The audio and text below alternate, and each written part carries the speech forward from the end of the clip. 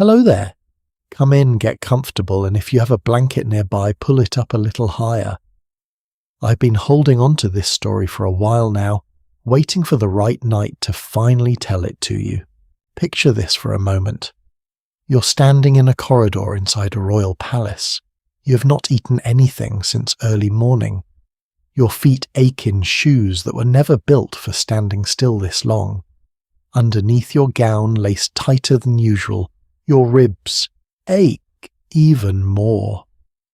And somewhere behind a pair of gilded doors, a queen is waiting to look at you for perhaps 4 seconds of her afternoon. If you turn your back on her by accident while leaving the room, your family could feel the sting of that mistake for years. This was not a nightmare.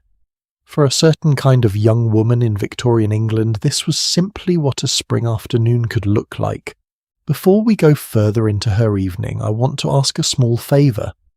If this kind of storytelling, the true and strange rules people once lived and sometimes died by, is the sort of thing you enjoy drifting off to, consider tapping that subscribe button or leaving this video a quiet like. A comment helps more than you would think too.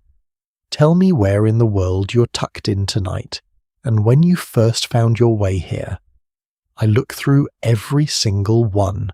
Now if you can dim the lights a little, turn on a fan or anything nearby that hums softly, get settled in wherever you feel most comfortable, and let's step quietly into the night before a young woman named Eleanor is presented to her queen. Her gown is laid across the bed like a fallen cloud. White silk. Seed pearls stitched along the bodice in a pattern her dressmaker copied from a fashion plate 3 months ago. A train pulls off the edge of the mattress and onto the floor, catching the candlelight in soft, shivering lines. Outside her window, London hums the way it always does at this hour.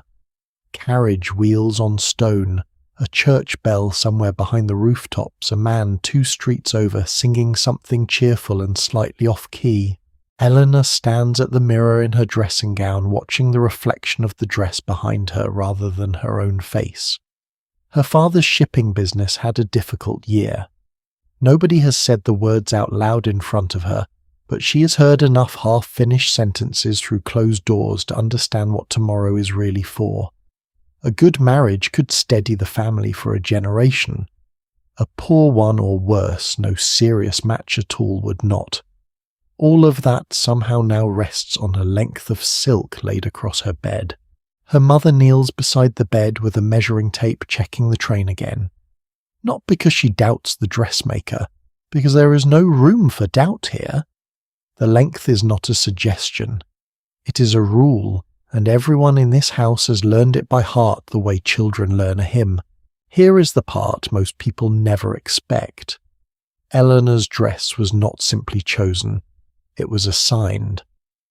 Somewhere inside Buckingham Palace, a government office known as the Lord Chamberlain's household printed a set of instructions and sent them out to every family whose daughter would be presented to the sovereign that season.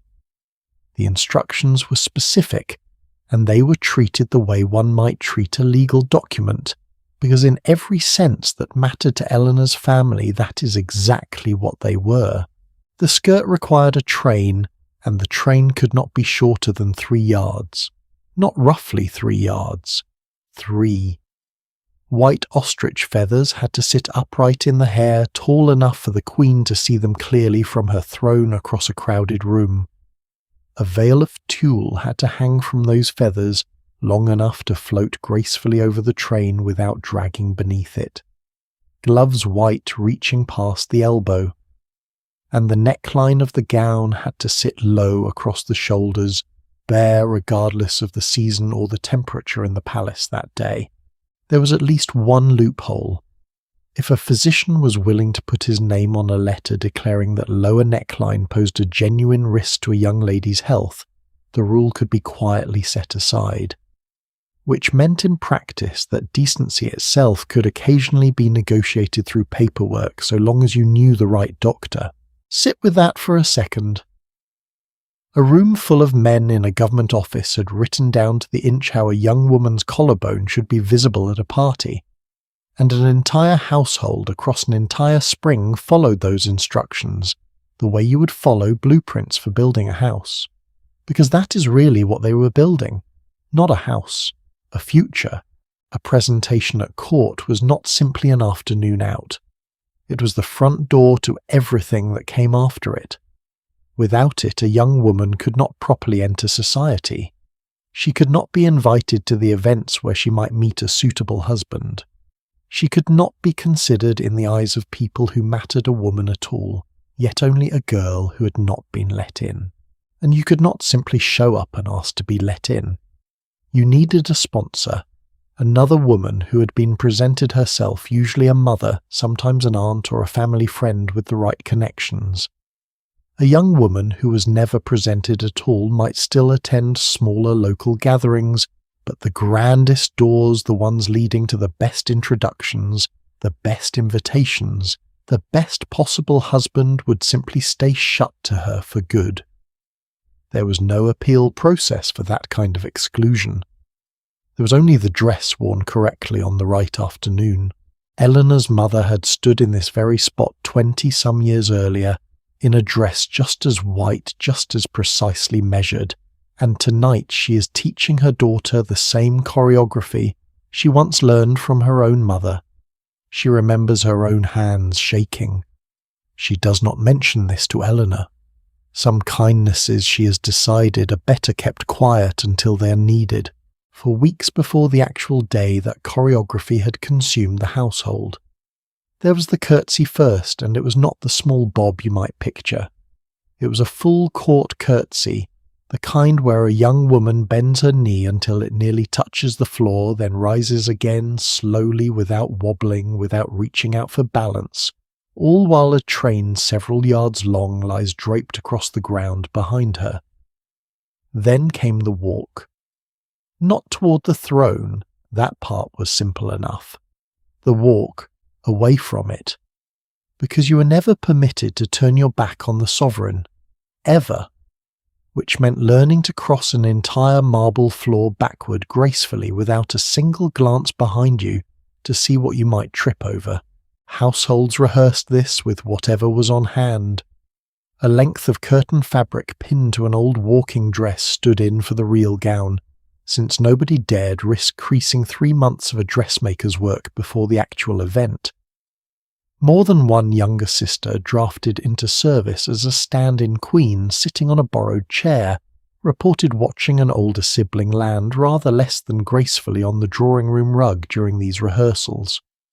In at least one household that has passed its stories down through the years, the family spaniel decided the trailing curtain fabric made an excellent toy and spent an entire afternoon of rehearsal wrapped happily around a future duchess's ankles while she tried with as much composure as she could manage to curtsy her way out of the tangle. Dignity, it turned out, took practice, and occasionally a very determined dog got in the way of it. There was the fan to manage too held just so never fidgeted with. New shoes to break in quietly around the house so the leather would not bite at her heels during the hours of standing still to come. Small things. Together they added up to a performance no less demanding than anything staged at a theatre.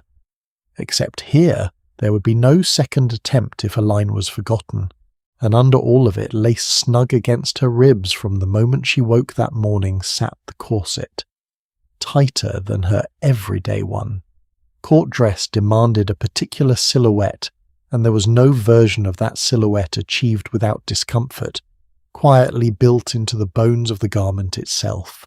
On the day itself, Eleanor and her mother joined a line of carriages stretching the length of the mall, the wide avenue leading toward the palace gates.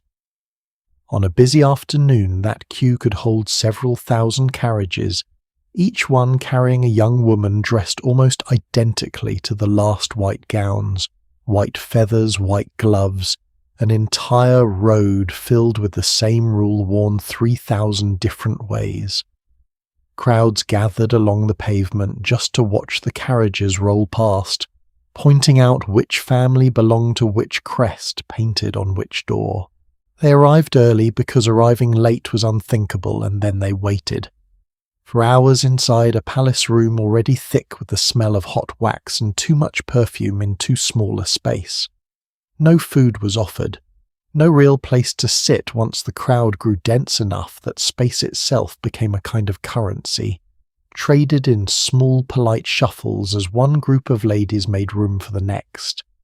Somewhere nearby, a girl Eleanor's own age swayed, went pale and folded gently to the floor, her feathers dipping sideways as two women caught her by the elbows. Nobody gasped. Nobody even paused their conversation for very long.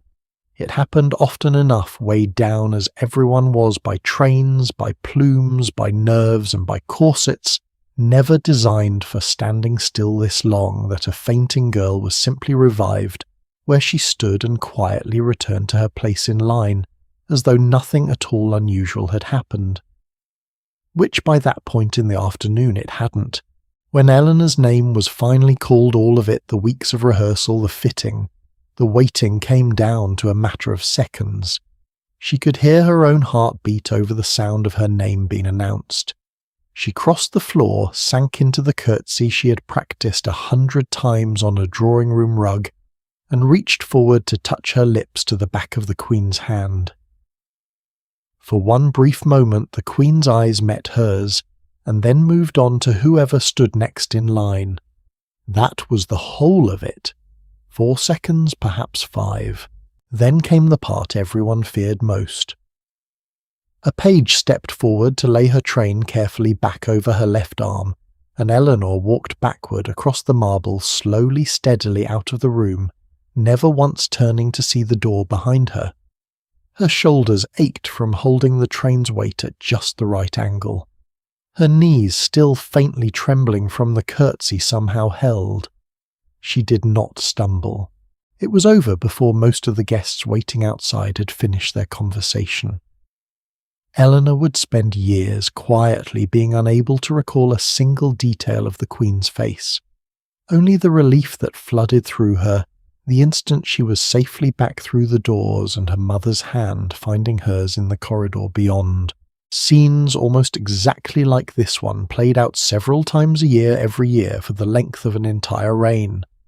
The palace held these gatherings on set dates each spring, 2 before Easter, 2 after, and each time a fresh wave of young women arrived in the same white gowns, the same 3-yard trains, the same trembling feathers to be looked at for the same handful of seconds. Multiply Eleanor's evening by the decades. What you get is not one nervous young woman preparing for one important afternoon. It is generation after generation of women quietly measuring silk against a ruler, memorizing a rule none of them had written, because the alternative was simply not being allowed to exist in the rooms where their futures would be decided. Here is what I find myself thinking about most long after learning all this. This was not fashion in the way we usually mean the word. This was law written down, printed, distributed, and enforced through nothing more than the threat of social ruin if you got it wrong. A dropped fan, a tangled train, an accidental glimpse of your back to the throne, any of it could become the story told about your family at every dinner party for the rest of the season. 3 yards was not a style choice, it was policy.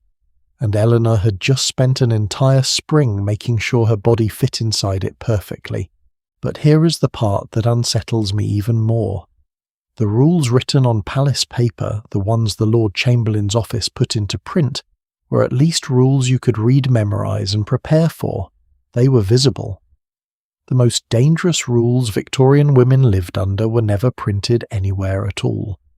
Some of them were not written in ink on official paper.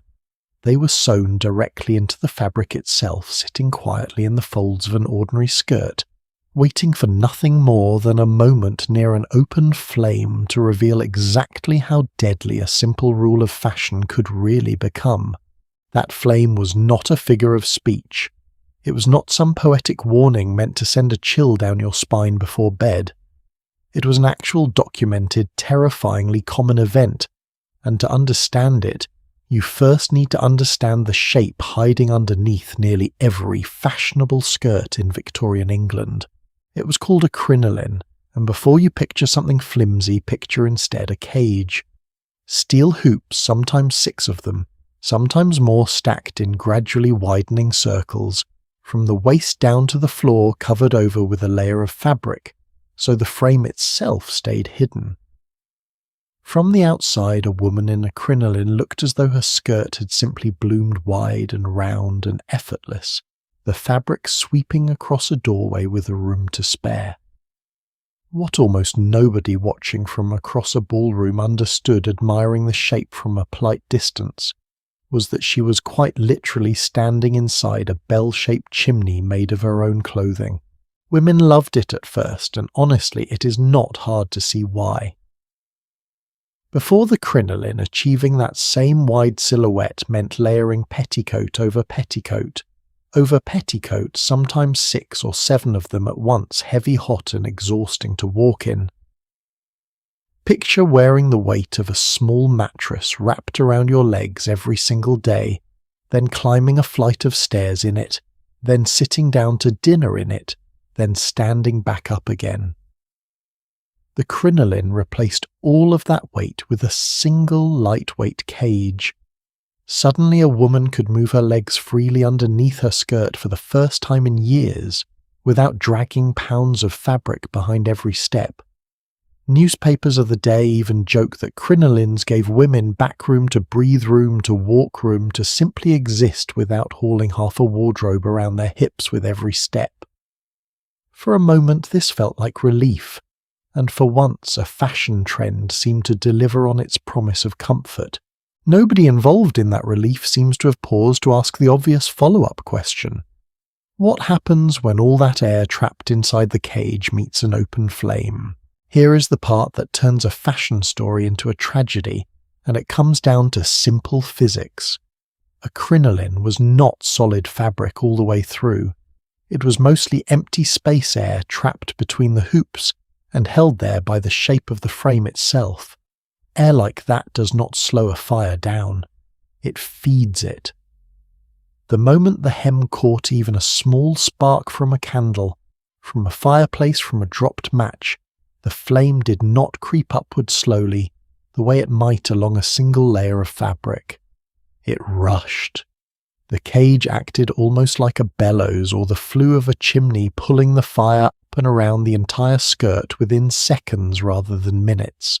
There was a second crueler problem built into the same design.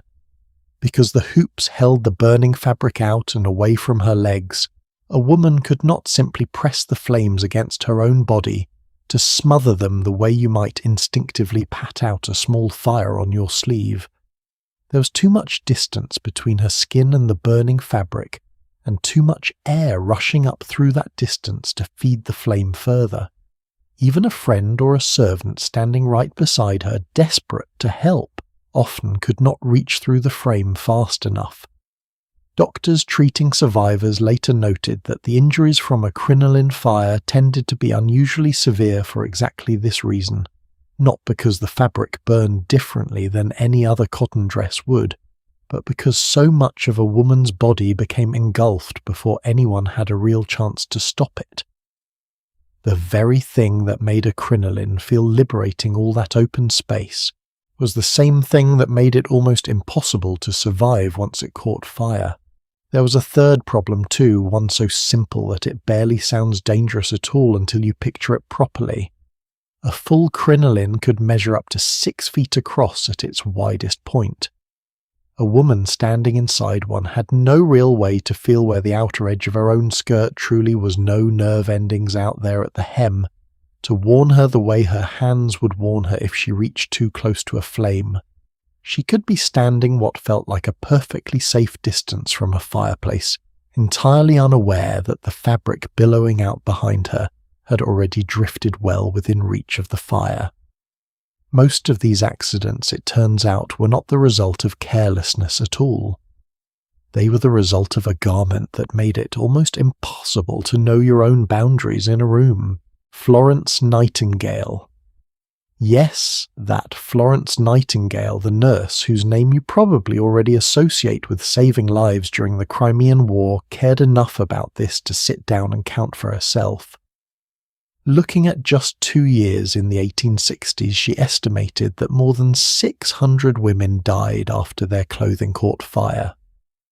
Around the same period, a well-respected medical journal placed the number even higher, suggesting that as many as 3,000 women may have burned to death in a single year across England alone.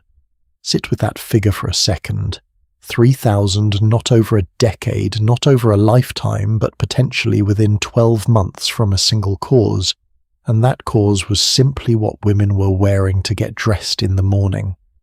For comparison, that is close to twice the number of people who died aboard the Titanic decades later, except this particular disaster repeated itself quietly year after year in ordinary parlours and kitchens, without a single ship, a single iceberg, or a single headline that stayed in the public memory for long. Numbers like that can feel abstract until you hear the names attached to them, so let me give you a few. In the winter of 1863, a 14-year-old kitchen maid named Margaret Davy stood on the fender of a fireplace reaching up toward the mantel to grab a set of spoons she needed for her work. It was such an ordinary task, the kind of small errand any of us might complete without a second thought. Her crinoline brushed the flames below her. Within moments it had caught. She did not survive her injuries.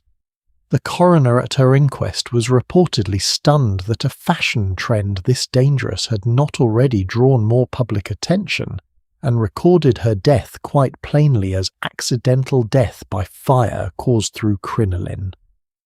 Later that same year, a 16-year-old named Emma Musson died the same way after a single burning ember rolled out from a kitchen fire and touched the hem of her skirt. 2 teenage girls, 2 entirely separate households, the same fireplace, the same fabric, the same outcome within the same 12 months.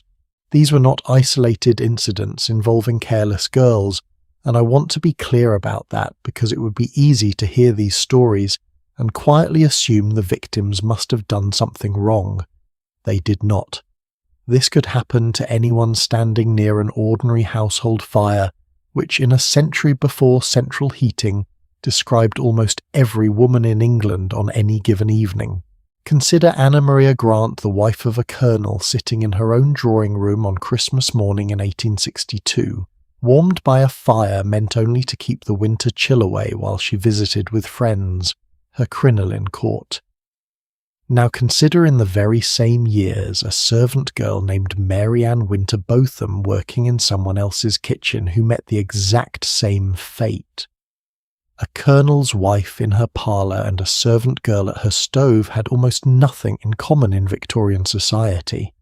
Different incomes, different educations, different futures laid out ahead of them. Fire did not care about any of it. The flames that took one took the other with equal indifference, and that more than any single statistic tells you something honest about how this danger truly worked. It did not discriminate by class, by wealth, or by how carefully a woman had been raised to behave.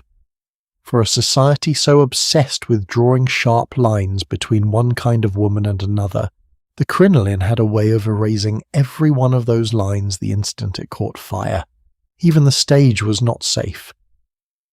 A young ballerina named Clara Webster died in 1844 after dancing too close to the gas footlights that lit the front of the theatre, her costume catching in an instant during a performance meant to be beautiful, not dangerous. She was not the only dancer to lose her life this way. She was simply the one whose story made it into enough newspapers to be remembered, while others less famous faded quietly out of the public record entirely. And in a detail almost too strange to invent, an Archduchess of the Austrian court reportedly died in 1867, attempting to hide a lit cigarette behind her back, tucked into the folds of her crinoline away from disapproving eyes. Smoking at the time was considered deeply improper for a woman of her rank. She was trying to avoid one kind of scandal, and walked directly into a far more permanent one.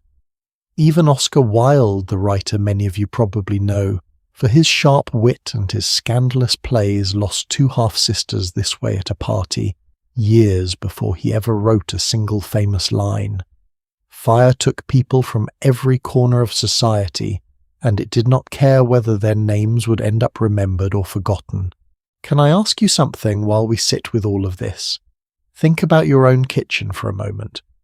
How close do you usually stand to your own stove without giving it a second thought? Now imagine doing that in 6 feet of fabric. You could not easily see past your own waste fabric that had been marketed to you as fashionable, modern, even freeing. Would you have kept wearing it knowing what you now know? Most Victorian women did keep wearing it, and I think that tells us something worth sitting with, about how normal a known danger can start to feel once everyone around you is living with it too. It is easy from where we sit now to imagine we would have been the sensible ones, the ones who noticed the risk and simply refused. I'm not sure that is entirely honest.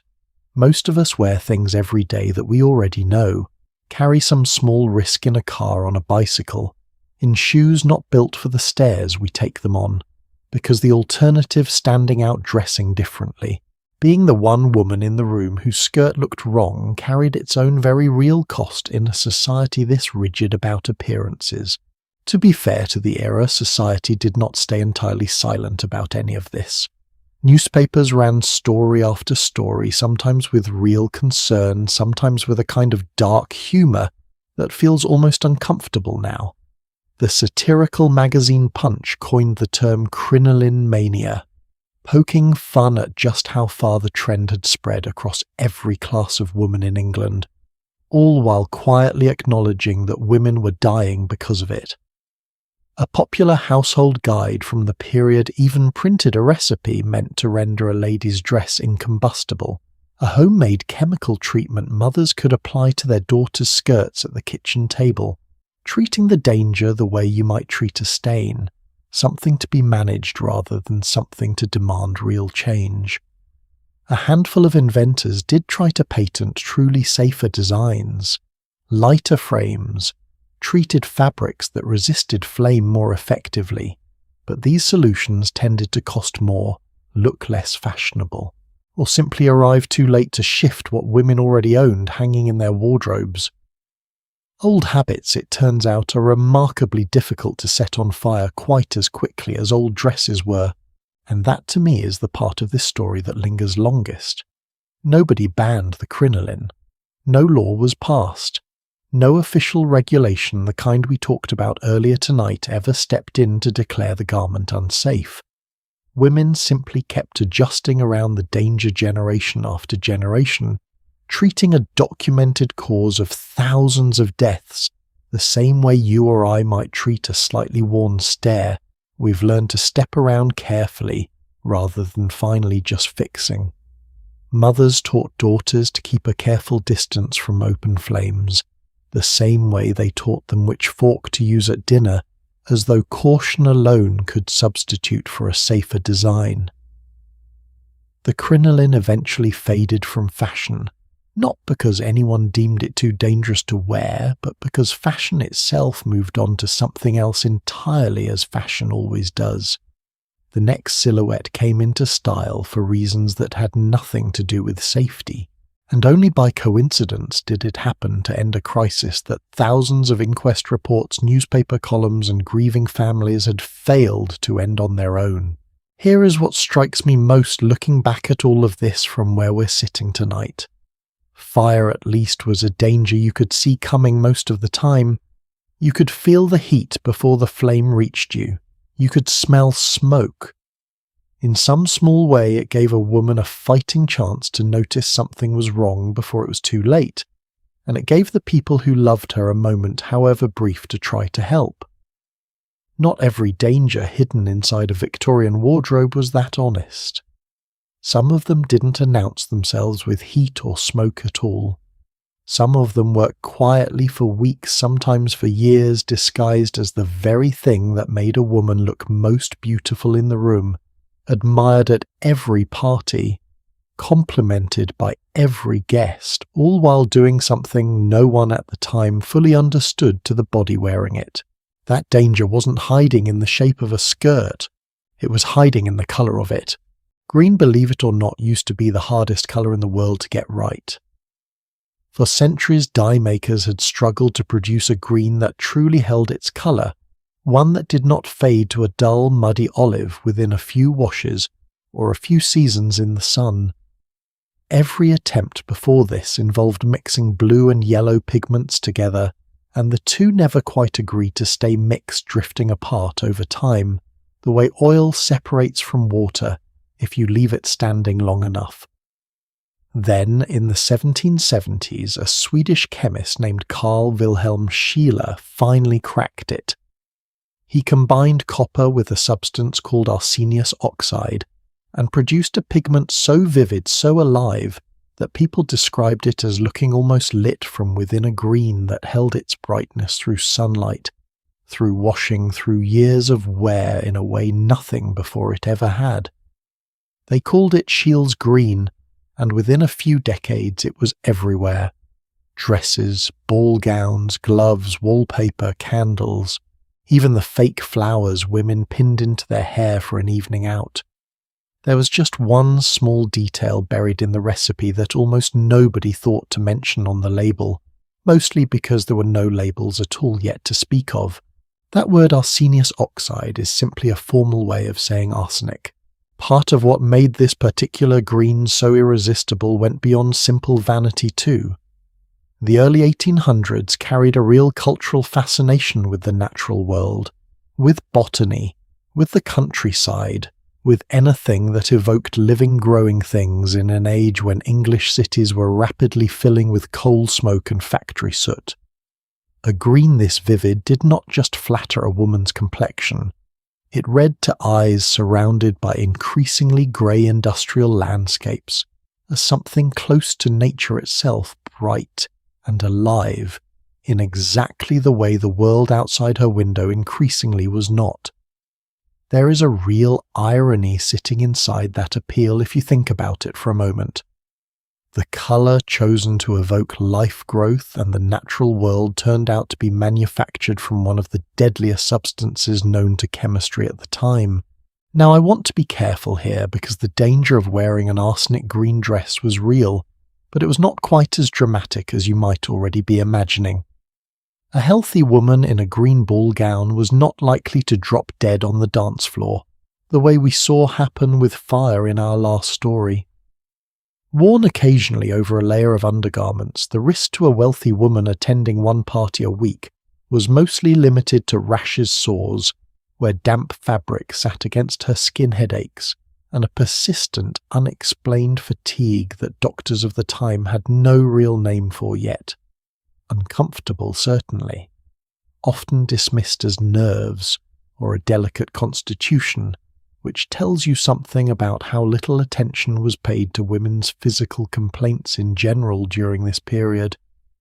But this was not usually a killing dose, not for the woman wearing the finished dress at a party, and not usually a fast one either, since dry fabric brushing against dry skin released far less of the powder than damp fabric did on a warm night of dancing.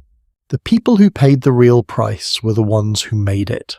Picture a workshop in London, rows of young women bent over work tables from early morning until well past dark, dusting powdered arsenic green dye onto fabric petals to make artificial flowers, the kind fashionable women wore woven into their hair or pinned at the collar.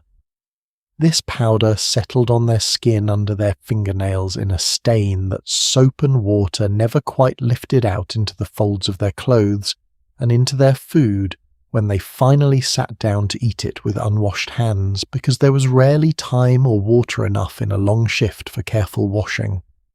They breathed it in hour after hour, day after day, for wages that barely covered rent. Some of these young women reportedly developed sores that would not heal coughs that lingered for months, and a green tinge to their hair that, Visitors to the workshop sometimes described noticing before they noticed anything else about the women working there. In November of 1861, a 19-year-old artificial flower maker named Matilda Schurer collapsed at her work table. She'd been vomiting green-tinted matter for days, growing weaker. With each shift she still dragged herself into, likely because a missed day meant missed wages her family could not afford to lose.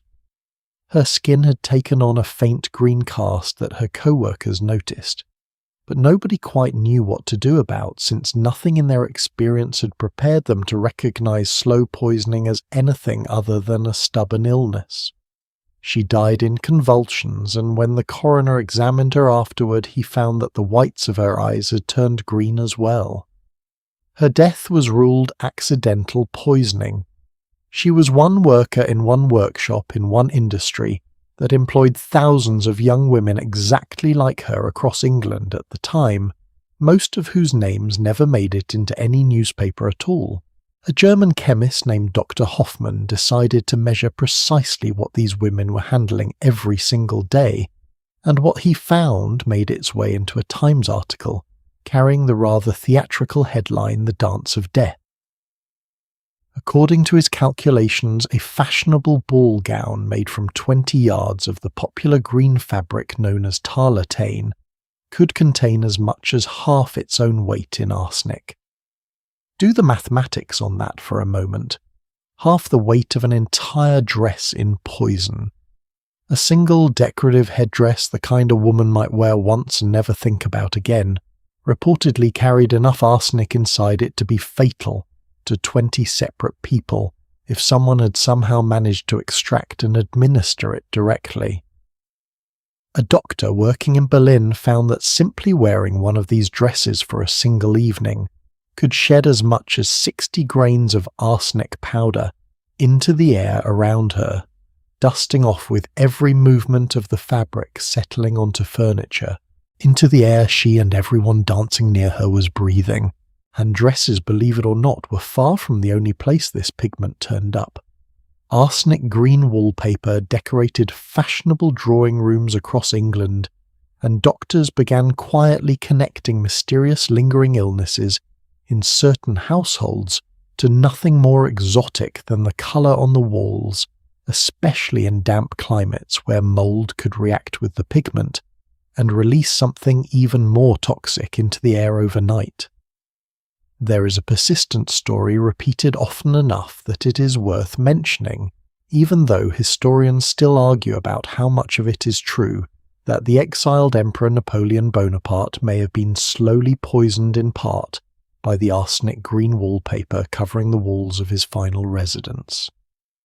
Whether or not that particular tale holds up under close examination, the fact that people found it plausible at all tells you how widely understood the danger of this colour had become by the time it was quietly circulating as gossip. Children's toys were painted with it.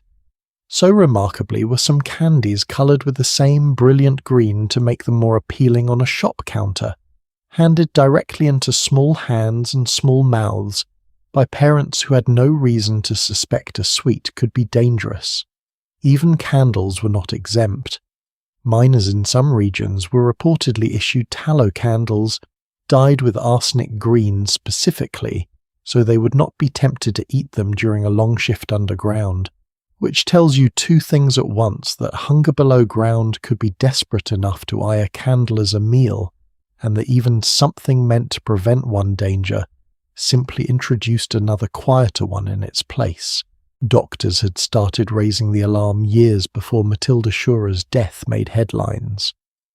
As early as 1857, physicians were writing publicly about what they called a great deal of slow poisoning taking place across the country, hiding in plain sight inside perfectly respectable, perfectly fashionable homes. Newspapers eventually picked up the thread and ran illustrations showing skeletons dressed in elegant green gowns, dancing merrily at balls, a kind of dark satire that would not feel entirely out of place on the internet today, honestly. One medical journal of the period even played on a popular slang word of the era, noting with a grim sort of wit that a truly fascinating woman in a dress like that could rightly be called a killing creature, since she carried enough poison in her skirts to slay every admirer she danced past in a single evening. Can I pause here and ask you something? Have you ever put on a piece of clothing without thinking twice about where the colour came from, what it took to make that exact shade, who mixed the dye, who breathed it in? Most of us never do, and honestly there is no reason we should have to. That is precisely what makes this story so unsettling to me. Victorian women had exactly as little reason to suspect their favourite colour as you or I do today, reaching for a green sweater off a store shelf. The difference is that theirs quite often truly was dangerous, and there was no way for an ordinary woman shopping for fabric to know that just by looking at it. There was no warning label, no ingredients list, nothing but a beautiful bolt of cloth on a shop counter, and a shopkeeper who likely had no idea what he was selling any more than she did buying it. If you had asked her whether her dress could hurt her, she would almost certainly have looked at you the same way you might look at someone questioning your shampoo tonight, with polite confusion, and maybe a little concern for your good sense. Here is where the story takes a turn I find truly revealing about how this era handled real documented danger. Sweden banned the pigment. So did France. So did the German states where Scheele himself had done his original work. Britain, the very country producing most of the arsenic-laced fabric flooding European markets at the time, did not. No law, no regulation. Nothing resembling the strict, precise rules we talked about earlier tonight surrounding a young woman's court gown, where a government office concerned itself with the exact number of inches in a train. When it came to an actual measurable medically documented poison, woven into half the green clothing in the country, Parliament stayed remarkably quiet. Why the silence? Mostly money. If we are being honest with each other, arsenic-based dyes were cheap to produce and famously difficult to replace with anything that matched the same brightness at a comparable price. An entire manufacturing industry employing thousands of workers just like Matilda Shearer had built itself around this pigment supplying England, and a good portion of fashionable Europe besides. Regulating it or banning it outright the way Sweden had meant threatening real jobs and real profits, and threatening profits in most centuries I can think of tends to move much more slowly through the halls of government than threatening lives does. It is a pattern that, if I am honest, does not feel entirely confined to the 1800s. What finally ended the reign of arsenic green was not a law. It was once again simply fashion moving on exactly the way we saw happen with the crinoline. Chemists eventually developed synthetic aniline dyes that could produce vivid greens without the arsenic, and once those became available cheaper and just as fashionable, the old poisoned pigment quietly faded out of the shops. Not banned, not recalled, just no longer the newest thing to want, which turned out to be far more persuasive to English manufacturers than any doctor's warning had ever managed to be. It is worth noting too that even after the warnings were public knowledge printed in newspapers, any literate household could read demand for the colour barely slowed. Some historians have pointed out that women likely reasoned the way people often do, when a danger feels distant and a benefit feels immediate. The rash might happen to someone else. The compliment on a beautiful gown was happening to them tonight, in front of everyone whose opinion mattered to their future. It is an uncomfortable kind of a logic to sit with, mostly because it is not so different from choices many of us still make today. I think what stays with me longest about this particular danger more than the crinoline fires we just talked about is how quiet it was. A fire announces itself. Everyone in the room knows something has gone terribly wrong within seconds. Arsenic never raised its voice.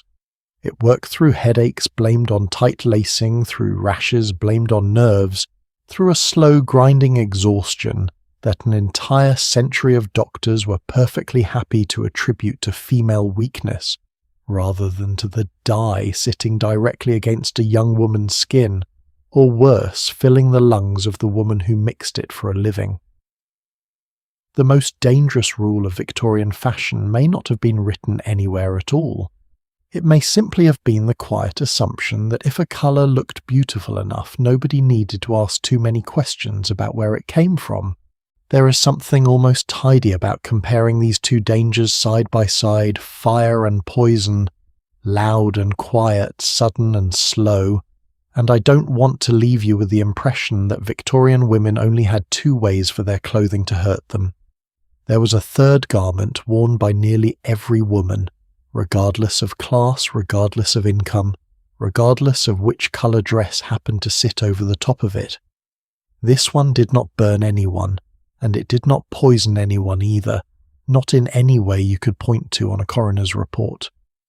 And yet an entire century of doctors, mothers, husbands and moralists argued fiercely for decades about whether this one piece of fashion laced tight against the ribs of nearly every woman in England from childhood onward was quietly reshaping the female body itself one pulled string at a time. Let's talk about the one piece of Victorian fashion almost nobody could see, and almost everybody had an opinion about anyway. The corset had been around for centuries by the time our story reaches the 1800s, tracing all the way back to the late 1500s, in one form or another, worn in various shapes by European women across generation after generation.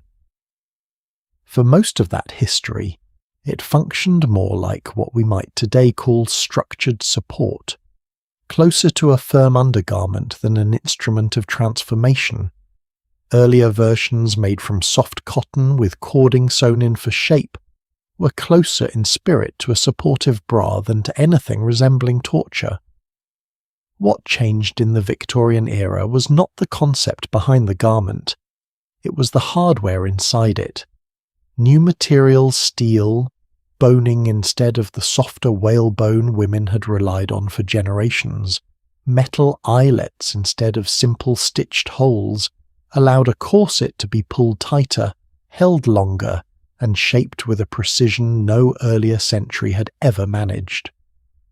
And once that technology existed, an entire culture built itself around exactly how far a woman could and should be laced, turning a practical garment into something closer to a competitive standard. The goal by the middle of the century had a name. Women called it the wasp waist, and it aimed for something close to 17 to 19 inches around a measurement that, if you've never thought about it in real terms before, is roughly the circumference of a child's bicycle tire. Achieving that shape on an adult woman's frame required real force, applied daily, usually beginning long before adulthood arrived at all. Mothers commonly began lacing their daughters into training corsets during the girls' earlier school years, treating the practice the way you might treat piano lessons or penmanship, a skill a proper young lady simply needed to acquire early, before her body had any say in the matter. By the time a young woman reached the age we saw earlier tonight standing nervously before a queen in a gown, measured to the inch, her ribs had often already spent a decade being quietly guided into a particular shape, one decision at a time, most of them made by someone else on her behalf. Doctors noticed, and doctors did not stay quiet. There was another layer to this argument too, one that had less to do with medicine and more to do with morality, which in Victorian England were never entirely separate conversations anyway. A tightly laced waist was often read as visible proof of a woman's self-discipline, her willingness to endure discomfort in service of propriety, the same way we might today read a strict diet or an early morning gym routine as evidence of someone's willpower, whether or not that reading holds up under scrutiny. Victorian etiquette writers used the word self-command, praising women who maintained a controlled figure the same way they praised women who controlled their tempers, their appetites, their opinions in mixed company. A loosely laced waist, or worse no corset at all, could read as a kind of moral carelessness, an outward sign of an inward lack of discipline, regardless of how healthy or unhealthy the woman underneath truly was. The garment had quietly become a statement about character, not just shape, which made refusing to wear one a far more complicated decision than simply choosing comfort over fashion. As early as 1818, a German physician named Samuel Thomas von Sömmering published a paper arguing quite bluntly for the period that tight lacing was dangerous and truly disfiguring, besides distorting a shape he believed nature had already designed correctly without any help from steel and string. Over the following decades, that single voice turned into a chorus. Physicians wrote article after article, some comparing the corset to tobacco, to gambling, to strong drink, treating it as a kind of moral and medical plague sweeping through respectable households. They blamed it for tuberculosis, for cancer, for liver disease, heart damage, fainting spells, and a laundry list of ailments long enough to fill a small pamphlet on its own. One writer of the period, working himself into quite a state on the page, described the whole practice as ranking somewhere alongside illegal speculation as a threat to the moral health of the nation, which tells you Victorian doctors were not exactly known for understatement when they found a cause worth alarming the public about. Some of the more sensational claims making the rounds even suggested that a handful of the most devoted tight lacers had their lower ribs surgically removed to achieve an even smaller waistline, though I want to be honest with you here rather than simply repeat the most dramatic version of a story.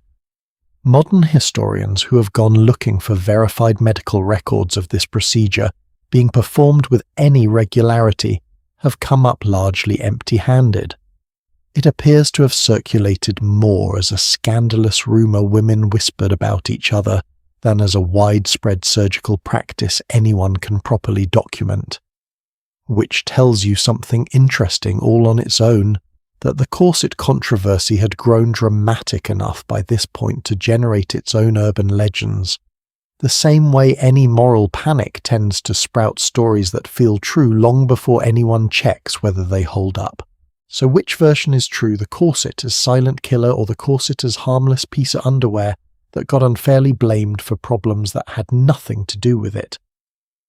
Honestly, somewhere in between, and I think that middle ground is the more interesting story anyway.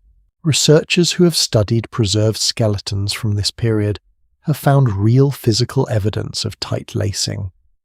Ribs that curve inward in a distinctive pattern researchers can identify at a glance, centuries after the woman who wore the corset has died. Reshaped lower torsos, the natural curve of the spine subtly altered.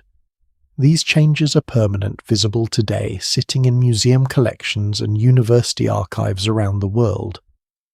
At the same time, fashion historians examining the same evidence have pushed back hard against the more extreme 19th century medical claims. A corset almost certainly did not cause tuberculosis or cancer, and blaming it for those diseases says more about how little Victorian medicine understood about the human body than it says about the garment itself. Doctors of the era were after all working without germ theory fully established, without any real understanding of what truly caused most of the illnesses they were diagnosing, which made a visible physical object like a corset an easy target to blame for problems with far more complicated causes. What the evidence does support is something quieter but still significant.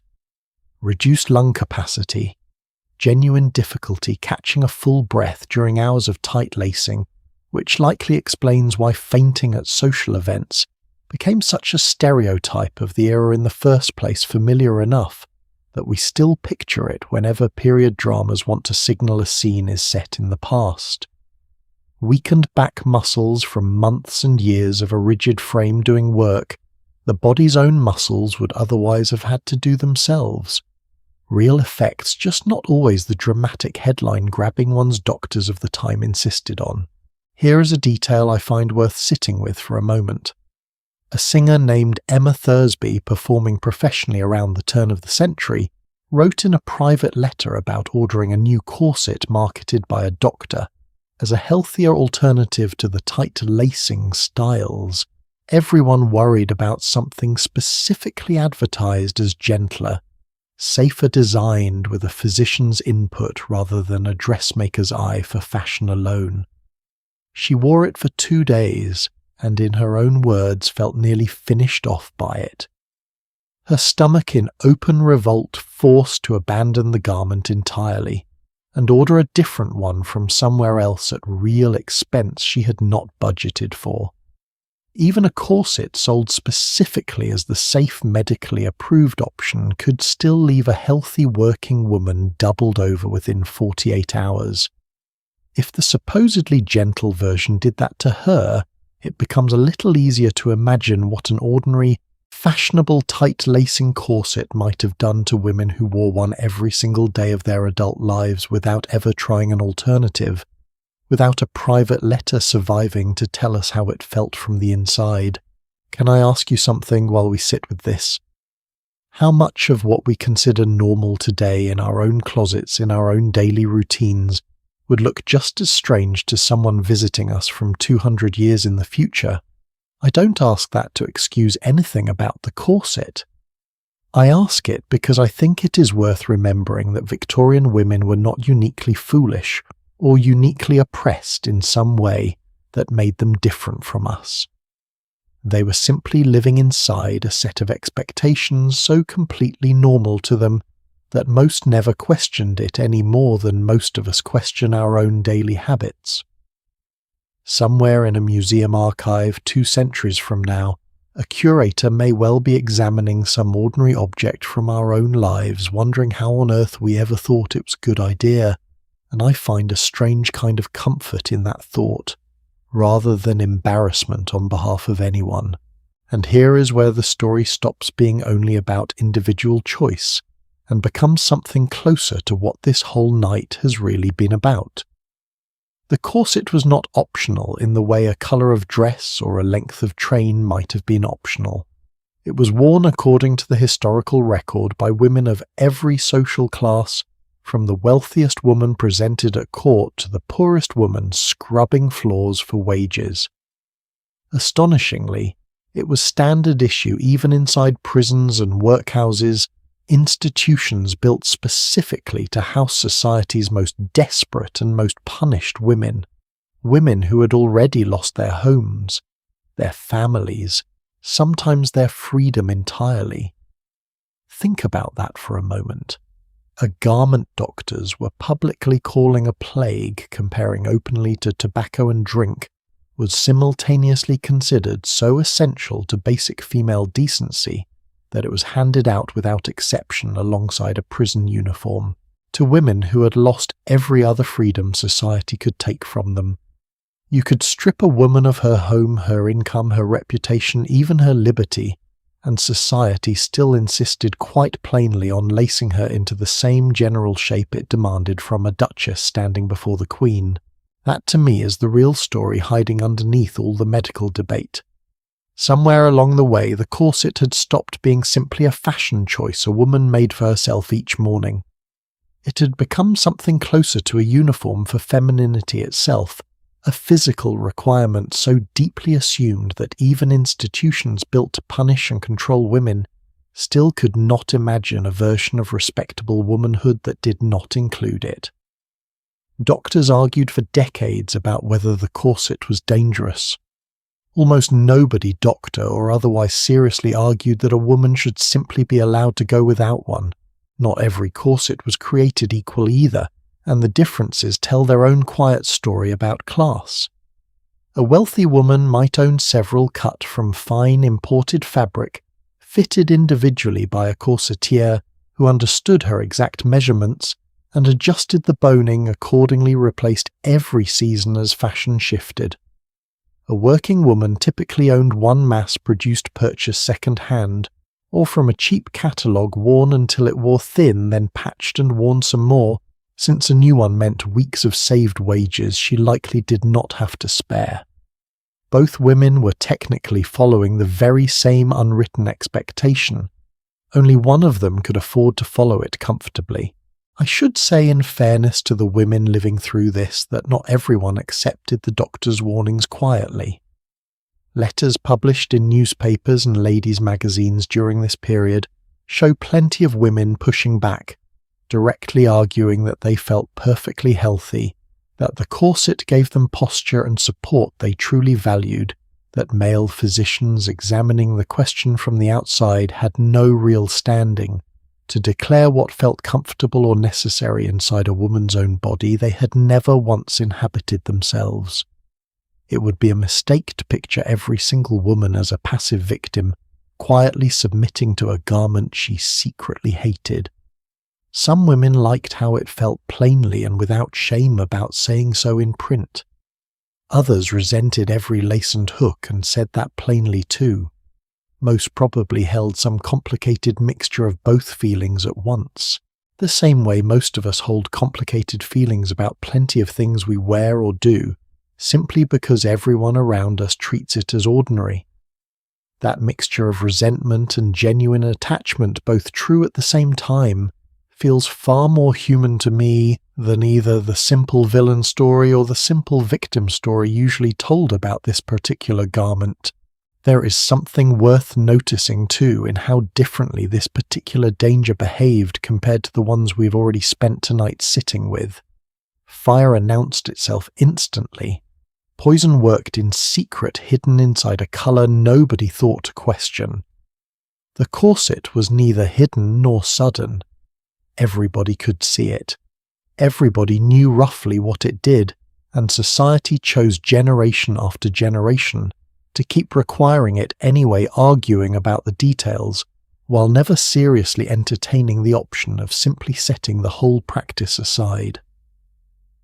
That more than the specific medical claims, whichever ones turn out to be true or exaggerated, feels like the real lesson sitting inside this particular story. We have spent this evening talking about dresses that could catch fire without warning, colours that could poison the very people who made them, and now a garment quietly reshaping bodies from childhood onward, all while society debated the question in medical journals rather than doing very much about it in practice. But there was one more rule waiting in a Victorian woman's wardrobe, and this one had nothing to do with fire or poison, or even her own body. This rule appeared the moment someone she loved died, and it dictated sometimes down to the exact month and the exact fabric, precisely how her grief was allowed to look to everyone watching her. Grief in Victorian England was not simply something you felt. It was something you wore, and wore correctly, or risked the entire neighbourhood quietly deciding you had failed the person you claimed to love. There was no single government office issuing instructions for this one, no printed regulation from a palace the way we saw with a young woman's court gown earlier tonight. Mourning dress operated differently, enforced not by law, but by something arguably more powerful, the watchful, unforgiving eyes of every other woman in the room. And those eyes had memorized an extraordinarily detailed set of expectations passed down through etiquette manuals that sold briskly in every respectable household, the kind of book a mother handed her daughter the same way she might hand down a family recipe. Except this one told you exactly how to grieve correctly, rather than how to bake correctly. Picture a widow in the days immediately following her husband's death. She was expected to enter what etiquette writers of the period called deep mourning, sometimes called full mourning, and this stage came with its own strict wardrobe. Black and only black in a fabric with no shine to it whatsoever. Bombazine was the preferred choice, a dull matte weave that swallowed light rather than reflecting it. Crepe, a stiff crimped silk treated with chemicals to strip away any hint of lustre, trimmed her bonnet and her veil. Anything that caught the eye was forbidden outright. No velvet, no satin, no lace, no fur regardless of how cold the English winter turned. Jewellery, if worn at all, had to be black as well, jetstone or onyx. Sometimes a lock of her husband's own hair woven into a brooch she pinned close to her heart. The overall effect was meant to announce before she said a single word to anyone that this woman was in pain and that everyone around her should govern their behaviour toward her accordingly. How long did deep mourning last? Here is where it gets interesting, because the honest answer is that nobody entirely agreed, and the disagreement itself tells you something worth noticing. Etiquette manuals from the period argue with each other constantly on this exact point. Some insisted a widow owed her husband a full 2 years in black. Others suggested 1 year and 1 day was sufficient, a specific enough number that it clearly mattered to somebody, even if nobody could quite settle on whose opinion carried final authority. Mourning for a parent ran roughly 12 months, by most accounts split between black and a gradual easing toward half mourning. A grandparent earned somewhere between 4 and 6 months. An aunt or an uncle considerably less, sometimes as short as 6 weeks. There was in effect an entire private calendar of loss ranked and measured, with a woman expected to know instinctively which relative warranted which length of black without ever being handed an official copy of the rules. What everyone seemed to agree on, regardless of the exact math, was that leaving mourning too early made a woman look cold, ambitious, perhaps even suspicious, as though she had been waiting for her husband's death rather than grieving it. There was no law forcing her hand. There was only the entire weight of her social world watching, remembering and talking. Children, interestingly, were held to a gentler standard than the adults around them. Etiquette writers generally agreed that young children need not follow the strict mourning calendar at all, and many families simply dressed their sons and daughters in clothing that echoed the household's mourning without demanding the same rigid materials or duration. It is a small detail, but I think it says something meaningful about who this entire system was really designed to police. Grief itself was never really the target. A grown woman's public reputation was. After deep mourning came what was called second mourning, typically lasting somewhere between 6 and 9 months. Here a widow could finally introduce a small amount of shine back into her wardrobe. Black silk, perhaps a little jet beading tasteful and understated. Then came ordinary mourning, shorter still, where white collars and cuffs were finally permitted against all that black. A small detail that must have felt enormous to a woman who had spent a year seeing nothing but darkness reflected back at her in every mirror. Finally half mourning, the last stretch before a woman could technically return to colour, entirely allowed muted shades to creep back into her closet. Grey, lavender, a soft dusty purple called mauve, that became almost a uniform for women easing their way back into ordinary society. Only after all of that, sometimes close to 2 full years after the funeral, could a widow dress the way she had before her husband died, and even then, some women simply never fully returned to bright colour again out of habit, out of grief that had outlasted the official schedule, or out of a quiet sense that the black had become who they were now. Can I point something out here that I find truly striking? Once you start looking at the numbers side by side, a widower, a man whose wife had died, was expected to observe roughly 1 year of mourning and etiquette. Writers of the period noted almost casually that most men re-entered society within 3 months, regardless, quietly resuming dinner invitations and business dealings long before the black armband even came off for good. 3 months against a widow's potential 2 years. The same loss, the same grief, valued at wildly different lengths depending entirely on which spouse had survived it. Nobody at the time seemed to find this particularly worth debating out loud. It was simply assumed that a woman's outward performance of grief mattered more than a man's, the same way we saw her dress mattering more than his at court, her waistline mattering more than his at dinner, her clothing carrying the weight of judgment that his largely escaped. Much of this culture traces directly back to one very famous widow. In 1861, Queen Victoria's husband, Prince Albert, died of what was likely typhoid fever, and the Queen did not simply follow the mourning customs of her own era. She essentially rewrote them in real time in front of the entire nation, and then never really stopped.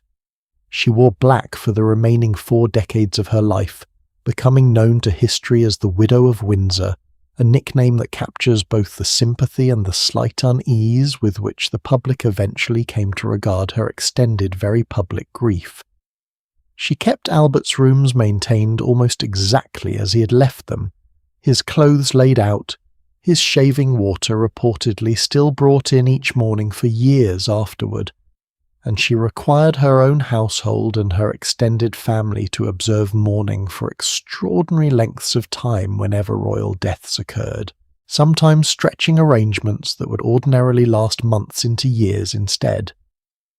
Because Victoria was queen, and because her example carried enormous cultural weight, her mourning became something close to a national fashion event.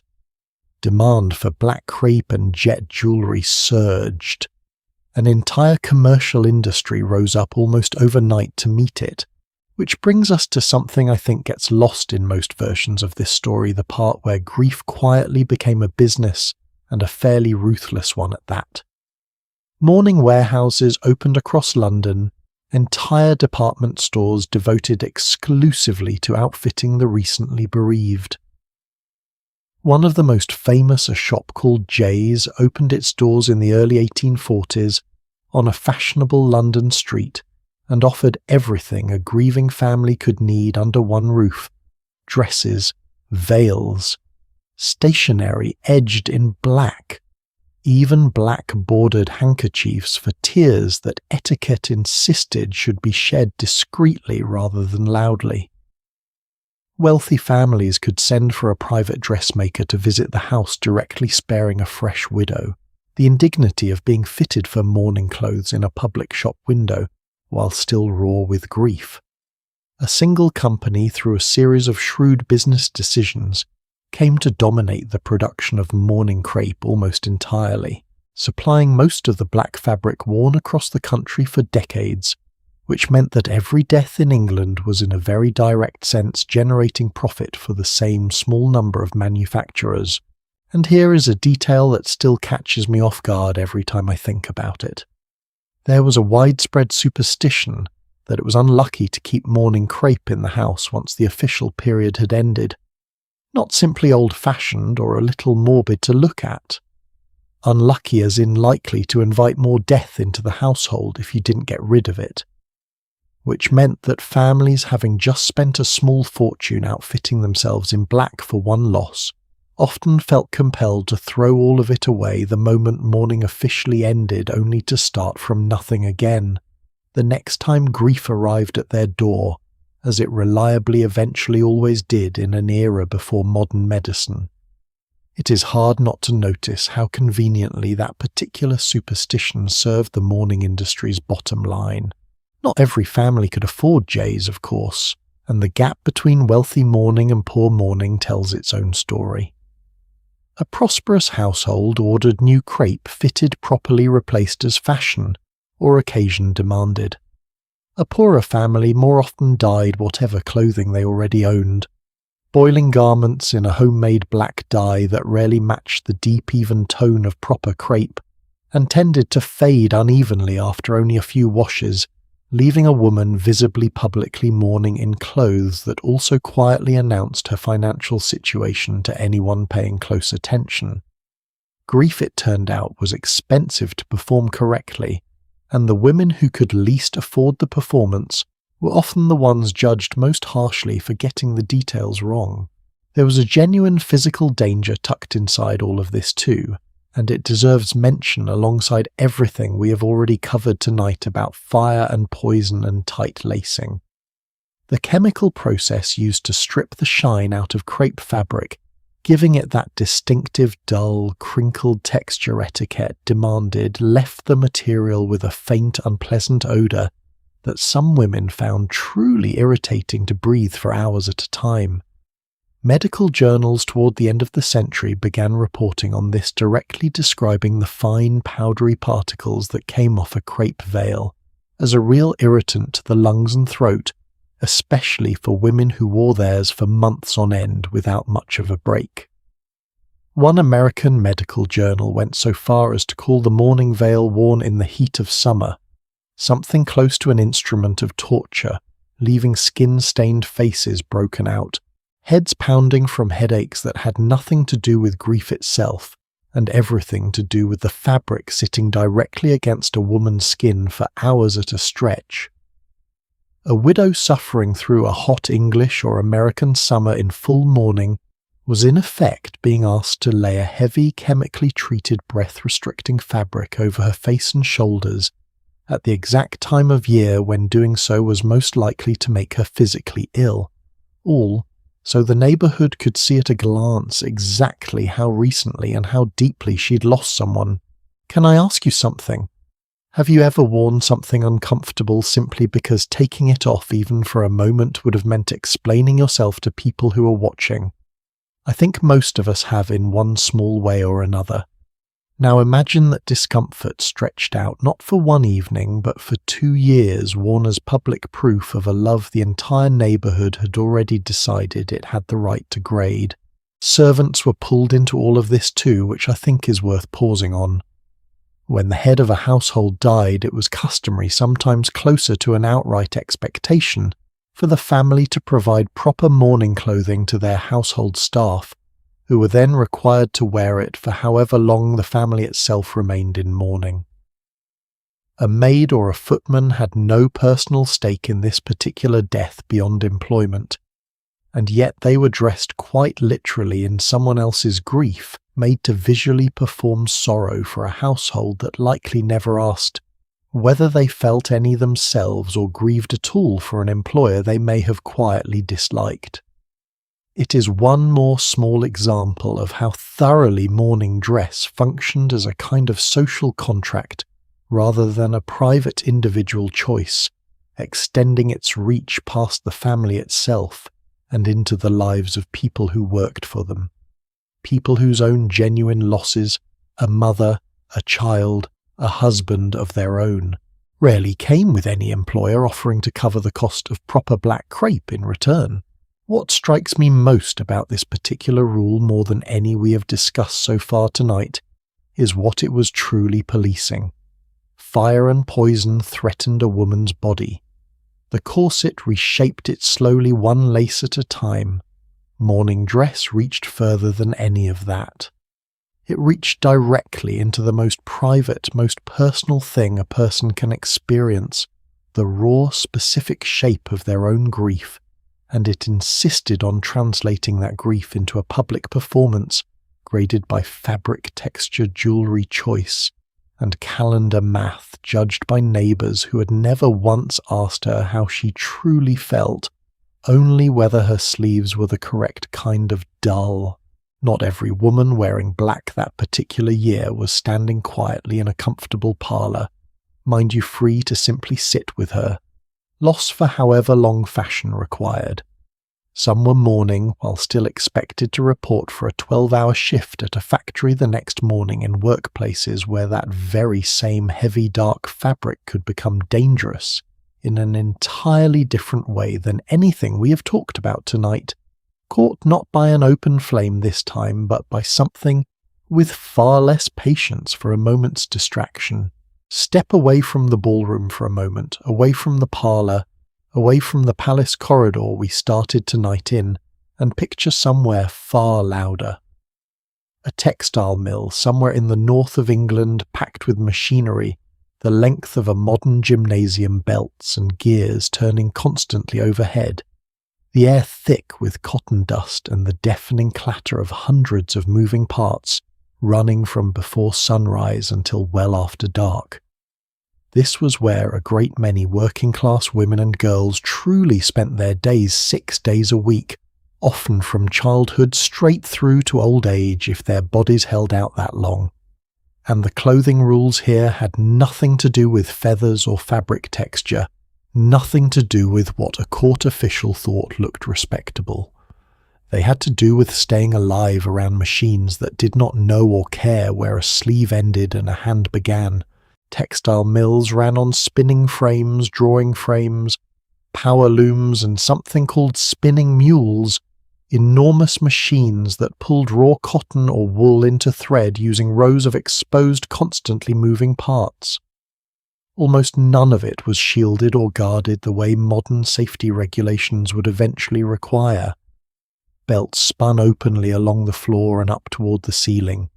Gears meshed together in plain view, close enough to reach out and touch, which unfortunately workers sometimes did without meaning to. Beneath the largest of these spinning mules, small children, some as young as 5, were sent crawling along the floor, while the machine was still running, gathering loose fibers that fell to the ground so nothing went to waste. They were called scavengers, and the job existed specifically because a child's body could fit into gaps and adults could not, which tells you plenty about how factory owners weighed a small worker's usefulness against a small worker's safety. A long skirt brushing too close an apron string trailing a little loose, a loosely pinned strand of hair escaping its bun during a 12-hour shift in a hot, humid room, any of it could be enough. Once fabric or hair made contact with a moving belt or gear, there was rarely time to react. The machine simply kept running and whatever was caught in it came along. An official report commissioned by the government in 1832, investigating conditions across English factories, described the situation about as plainly as any Victorian document I have come across in preparing tonight's story for you. Serious accidents, the investigators wrote, were happening constantly in a significant number of mills, not just the smallest, worst-run operations, but plenty of larger, more established ones too, where dangerous sections of machinery were simply left completely unguarded despite everyone involved knowing exactly how often people were getting hurt on them. The report's language did not mince words about who paid the price afterward either. When someone was injured, the same investigators noted they were often left to fend for themselves almost immediately. Wages stopped the moment they could no longer stand at their post. No medical care provided by the employer who had profited from their labour right up until the accident. No compensation offered regardless of how severe the damage turned out to be. You were expected to heal on your own time with your own money, or simply not heal at all. And either way, the machine that hurt you kept running the next morning with someone else standing in your place. Records from the Manchester Infirmary in 1833 show just how routine this had become. Up to 40% of the accident cases treated there that year were directly related to factory and mill work. Not an unusual spike, not a single bad year, simply the ordinary cost of doing business in an industrial city, absorbed quietly by the hospital's overworked staff and rarely questioned by anyone with the power to change it. Roughly 2 out of every 5 injured people walking through the hospital's doors had been hurt by a machine at their job, a proportion that would sound like a public health emergency, in any modern context treated at the time as simply the price of progress. A German visitor to Manchester around this period remarked that he had seen so many people missing arms or legs on the streets of the city that it reminded him of walking among soldiers freshly returned from a war, a striking way to describe an ordinary industrial town rather than a battlefield, and one that stuck with me the moment I first came across it. One case in particular has stayed with historians studying this period, recorded in the memoir of a former mill worker named Robert Blincoe, who described watching a young girl named Mary Richards, only 9 or 10 years old at the time, working at a drawing frame when her apron strings caught in the machine's moving parts. She was pulled into it before anyone nearby could reach her in time. I want to be honest with you rather than dwell on the details longer than necessary, because I don't think this story needs embellishing to land with the weight it deserves.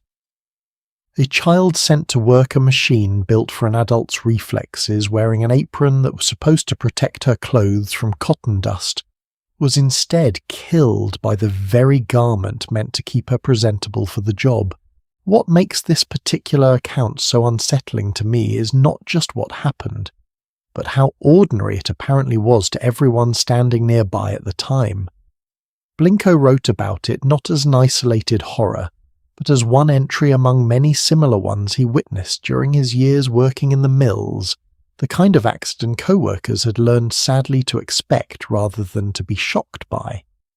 A report to Parliament from around the same period recorded testimony of a boy torn apart so completely by a machine that his remains were found scattered in more than one location on the factory floor, described by witnesses in language so matter-of-fact it reads almost like an inventory rather than a tragedy. That flatness in the telling, I think, tells its own story about how normalised this kind of loss had become in industrial England. A family losing a daughter or a son this way rarely received anything beyond sympathy from neighbours who had likely buried children of their own the same way. There was no formal system of workplace compensation to speak of for most of this period, no insurance policy waiting to soften the financial blow of losing a wage earner however young. A household that depended on a child's earnings simply absorbed the loss, grieved as best it could in whatever time poverty allowed for grieving, and sent the next child old enough to work back through the same factory gates the following Monday morning, because rent did not pause for mourning. Whatever the etiquette manuals we discussed earlier tonight might have suggested about how properly to observe it. Can I ask you something? When you picture a Victorian workplace safety failure, does your mind go first to the machine itself or to the ordinary clothing nobody thought twice about? Because I think most of us, myself included, until I started researching stories like this one, assume the danger back then lived entirely in the equipment. It rarely occurred to me how much of it truly lived in the wardrobe standing right next to that equipment, every single day in the pieces of fabric nobody in that room ever thought to question because everybody around them was wearing the same thing. Long hair carried its own specific horror in this environment, one that medical records from the period describe with a kind of clinical restraint that somehow makes it worse rather than easier to read.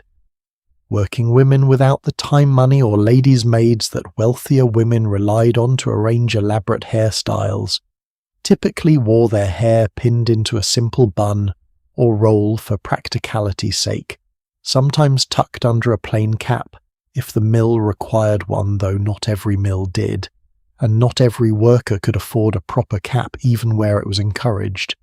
In the heat and rush of a factory floor, pins slipped, caps fell off, or were simply forgotten in the rush of an early morning shift. Loose strands worked themselves free hour after hour, and when a woman bent beneath an overhead shaft or leaned too close to a spinning belt, hair could catch and pull with a force strong enough to tear the scalp away entirely. Surviving medical reports from the era document exactly this happening more than once to more than one worker, the wounds requiring months of recovery when recovery was even possible at all. Some patients left permanently weakened by the ordeal, one recorded case ending in death 2 months after the initial injury. This was not some rare freak occurrence whispered about as legend. It was documented, treated and written up by doctors, often enough that it had its own recognised category of workplace injury filed away alongside lost fingers and crushed hands as simply another cost of a day's wages. Not every factory owner ignored the danger, and I think it is worth pausing here to give credit where it belongs, rather than painting every single employer with the same brush.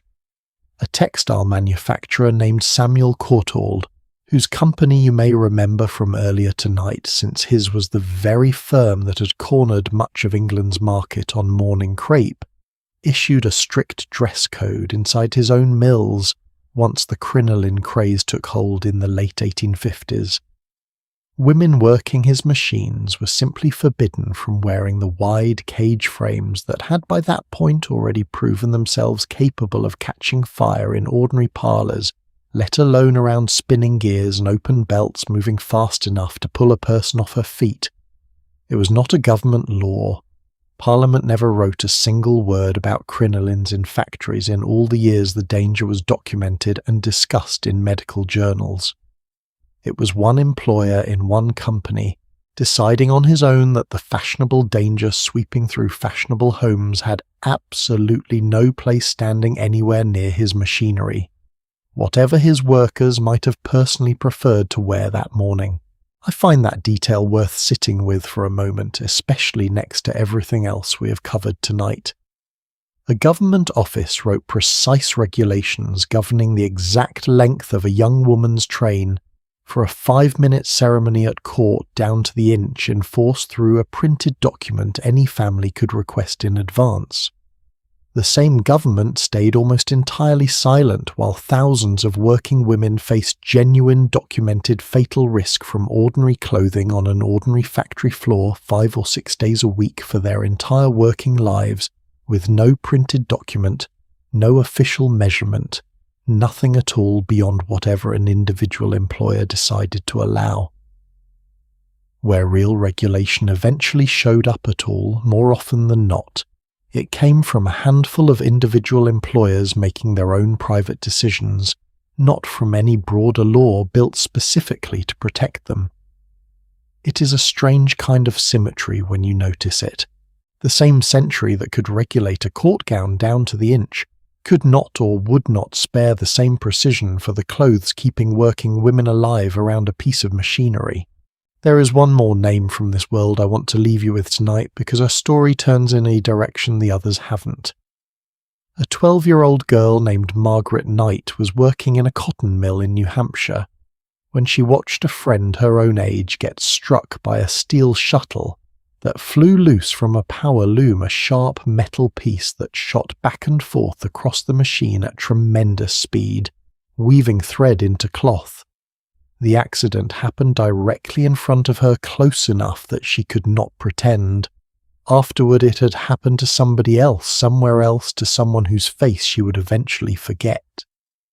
Rather than simply carrying that memory forward as trauma alone, Margaret went home afterward and began sketching ideas for a safety device that could stop a shuttle from flying loose and hurting someone else, the same way working out the mechanics on paper, the way other children her age might have practiced their letters.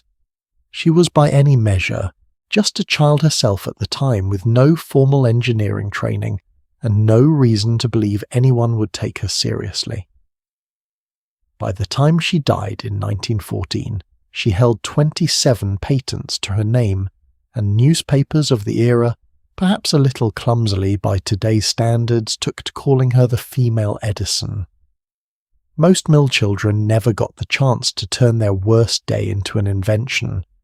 Margaret Knight did, and her machines went on to protect workers who would never know her name in factories she would never personally visit, which strikes me as its own quiet kind of victory over everything we have just described.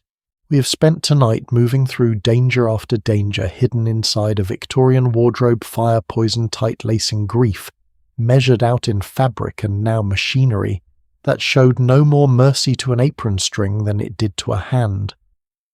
Every single one of those dangers in its own way was something that simply happened to a woman, a risk built quietly into the world around her, that she had little real power to change on her own. Not every woman living under these dangers stayed quiet and simply endured them, though, and I think that distinction matters as we move forward tonight. Some of them looked at everything society expected them to wear, decided it was going to get them hurt, humiliated, or worse, and made the deliberate public entirely intentional choice to wear something else entirely instead. It turned out that decision in more than one country, on more than one continent, was enough to get a woman arrested by the very authorities who had never once written a single rule to protect her from a spinning gear. Let's start with a fact so strange it sounds almost invented, except it is entirely real, and it will set the tone for everything else in this part of our story tonight. In Paris, in the final year of the 1700s, the city government passed an ordinance formally prohibiting women from wearing trousers in public without special police permission. This was not some vague social custom we are interpreting loosely for effect. It was an actual written, legally enforceable regulation sitting quietly on the books, technically still valid through the entire 19th century, through both world wars, through the moon landing, through the invention of the internet, and only formally struck down in the year 2013. Think about that for a moment. A specific piece of clothing legislation outlived horse-drawn carriages, gaslighting 2 global conflicts and the fax machine. It is without question one of the longest surviving examples we have anywhere in the world of a government literally legislating what a woman's body was and was not permitted to be covered by. Most of the time, by the later 1800s, nobody was truly being hauled off to a Paris police station over their skirt length. The law had become more of a forgotten technicality than an actively enforced threat, at least in France, specifically gathering dust in a filing cabinet somewhere while actual enforcement quietly lapsed. But its very existence sitting there on the statute books for over 2 centuries tells you something the rest of tonight's story keeps circling back to. Somewhere, someone in a position of real legal authority had once decided this was worth writing down, worth codifying, worth making a criminal matter, rather than simply a fashion opinion best left to dressmakers and tailors. And in more than one country at more than one point in the 1800s, that attitude did not stay theoretical. It got women arrested by name in real courtrooms, with real consequences attached. Let's go back to the source of the trouble, an American woman named Amelia Bloomer, whose name, whether she intended this or not, would eventually attach itself permanently to an entire category of clothing. Bloomer was involved from early on with the growing movement for women's rights in the United States, close to the circle of activists who organized the famous Seneca Falls Convention in 1848, a gathering widely remembered today as a founding moment of the American suffrage movement, alongside figures like Elizabeth Cady Stanton and Susan Anthony, both of whom Bloomer worked closely with in the years that followed. Bloomer ran her own newspaper, one of the first in the country, truly owned and edited by a woman, and used it to argue for all sorts of reforms: temperance, marriage law, voting rights, and eventually clothing. Around 1851, she began publicly promoting an outfit designed by a fellow reformer named Elizabeth Smith Miller, a knee-length skirt worn over loose ankle-cuff trousers underneath modelled loosely on styles worn in parts of the Middle East. The idea was straightforward enough. Women deserved clothing that let them move, breathe and work without dragging pounds of fabric behind every step, the same practical argument we heard earlier tonight about the crinolin's early appeal, except this time aimed even more directly at full freedom of movement and tied explicitly to a broader argument about equal rights rather than simple physical comfort. The Bloomer costume, as newspapers quickly nicknamed it, did not exactly sweep the nation in quiet triumph. It sparked outrage, ridicule, and an enormous amount of press coverage, most of it unkind. Cartoonists had a field day drawing women in bloomers as domineering mannish, occasionally chasing henpecked husbands around the house with a rolling pin, the visual shorthand of the era for a world turned upside down. Preachers found new material for their sermons, warning congregations that clothing this practical threatened the entire natural order between men and women. Even some of Bloomer's fellow reformers eventually distanced themselves from the costume, worried it was distracting the public from the more serious business of winning actual legal rights, turning a fight over the vote into a punchline about pants instead. Most of the women who first wore it, including Bloomer herself, quietly abandoned the style within a few years, worn down by the sheer volume of mockery it attracted every time they stepped outside their own front door. And yet, Was it not illegal, strictly speaking, in most of the places it was worn? Legally, no, not exactly. Socially, the punishment was severe enough that it may as well have carried a fine. In other places, the consequences were far more direct than mere ridicule and considerably more personal. In California during the 1850s, a woman named Marie Suisse, who went by the nickname Pantalon quite literally, French for trousers, worked as a gold miner, and later ran her own successful business in a mining town, becoming a well-known, and by most accounts well-liked figure in her community. She wore trousers as a practical matter of doing physical labour, no differently than the men around her, kneeling in creek beds, hauling equipment, doing work that a long skirt would have made truly miserable and dangerous. Local authorities arrested her and tried her in court not once but 3 separate times for the simple act of wearing pants in public. 3 arrests, 3 trials over an item of clothing that caused her employers and customers no apparent difficulty whatsoever in her actual work, and that had by every account we've made her a more capable and reliable worker than a woman hampered by yards of trailing fabric could ever have managed to be. Eventually, worn down by the repeated legal harassment, she petitioned the local government directly for formal permission to keep wearing what she'd been wearing successfully for years already. Permission remarkably was granted, which means somewhere in the historical record of California there exists an actual government document specifically authorizing one named woman to wear trousers as though it required the same kind of official sanction as owning a firearm or operating a business. Around the same period on the opposite coast, a New York woman named Jenny Westbrook found herself arrested twice, once in 1882 and again the following year under what were technically anti-vagrancy laws, statutes originally written to address homelessness and public disorder, stretched and repurposed by police to cover a woman wearing men's clothing in public. Can I pause on that for a second? The law used against her was not even written with clothing in mind originally. It was a homelessness statute borrowed and bent to fit a completely different situation, because lawmakers of the period had never quite gotten around to writing something more specific. And honestly, why would they have needed to if nobody expected a woman to challenge the expectation in the first place? 2 separate arrests 2 years apart for the same basic offence tells you Westbrook was not simply caught off guard once. She kept wearing what she chose to wear, kept getting arrested for it, and apparently kept doing it anyway, which is its own quiet kind of stubborn courage that history has recorded only in the barest of outlines. Meanwhile, back in England, a more organised resistance was taking shape. In 1881, a group calling itself the Rational Dress Society formed in London, arguing openly and publicly that women's fashion should prioritise health and freedom of movement over decorative tradition, publishing pamphlets, holding exhibitions of practical clothing designs, and steadily building a respectable organised case, rather than relying on a single dramatic gesture the way Bloomer's costume had decades earlier.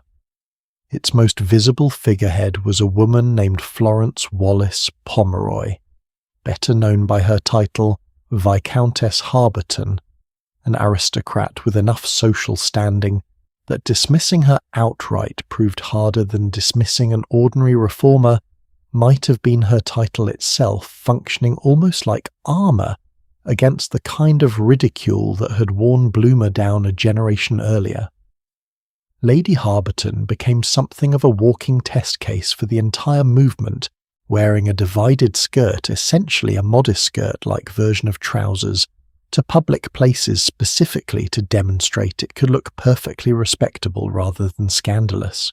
In the 1890s, cycling had begun growing rapidly in popularity, and a proper skirt turned out to be a truly dangerous thing to wear on a bicycle, prone to catching in the chain or the spokes at exactly the wrong moment, sometimes throwing a rider directly over the handlebars.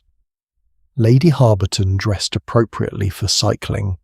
In her divided skirt, stopped at a hotel one afternoon, expecting nothing more complicated than a cup of coffee after a long ride. She was refused service in the hotel's main dining room and directed instead to the bar on the stated grounds that her clothing was inappropriate for the more respectable part of the establishment, as though a garment that covered considerably more of her legs than a standard skirt somehow rendered her unfit to sit among other guests. Rather than simply accepting the insult quietly and moving on with her afternoon, she pursued the matter through an actual lawsuit against the hotel, generating a wave of newspaper coverage that did more to publicize the cause of rational dress than a decade of pamphlets and public lectures likely could have managed on their own. Whether or not the case ultimately went her way, in court mattered less in the end than the argument itself finally being conducted in public in print, in a language the entire country could follow along with over their morning tea. Here is where the story gets truly complicated though, and I think this is worth sitting with rather than rushing past. Trousers on women were not universally scandalous across every level of Victorian society. In the coal mining region around Wigan in the north of England, working-class women known as pitbrow. Women wore trousers underneath a short overskirt as standard practical safety gear for sorting coal at the surface of the mines, a job that made ordinary skirts truly dangerous around the machinery involved, not unlike the factory dangers we just finished discussing. Nobody arrested these women. Nobody hauled them into court. If anything, they became something of a curiosity, photographed repeatedly by visitors and travelling journalists fascinated by the sight, treated almost like a local landmark rather than a scandal. Their trousers written up in travel accounts as a picturesque regional oddity rather than a moral failing. So why the difference? Why could a working-class miner's daughter wear trousers under her skirt without consequence, while a middle-class reformer or a California businesswoman faced arrest for the exact same basic garment? I think the honest answer has less to do with the trousers themselves than with what they were understood to represent. A pitbrow woman wearing trousers was seen as accepting her assigned place in the world, doing dirty, dangerous, low-status work that respectable society had no interest in claiming for itself anyway. Her trousers announced poverty and hard labour, which somehow made them acceptable, even quainter costume rather than a claim.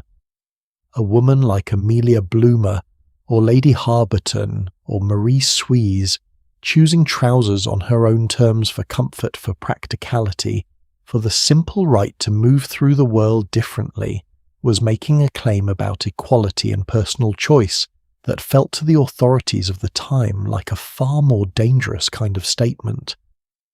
Trousers on a poor woman confirmed the existing social order. Trousers on a woman who had other options seemed to question it. It was never really about the fabric. It was about who got to decide what a woman's body was for and whether that decision belonged to her or to everyone standing around watching her make it. Can I ask you something sitting with all of this? Every single danger we've discussed tonight so far, fire poison, tight lacing, grief factory machinery, was something that happened to women largely outside their own control. This is the first one tonight where women reached out and grabbed the wheel themselves deliberately publicly, sometimes at real personal cost, and said quite simply that they would like to choose differently for themselves.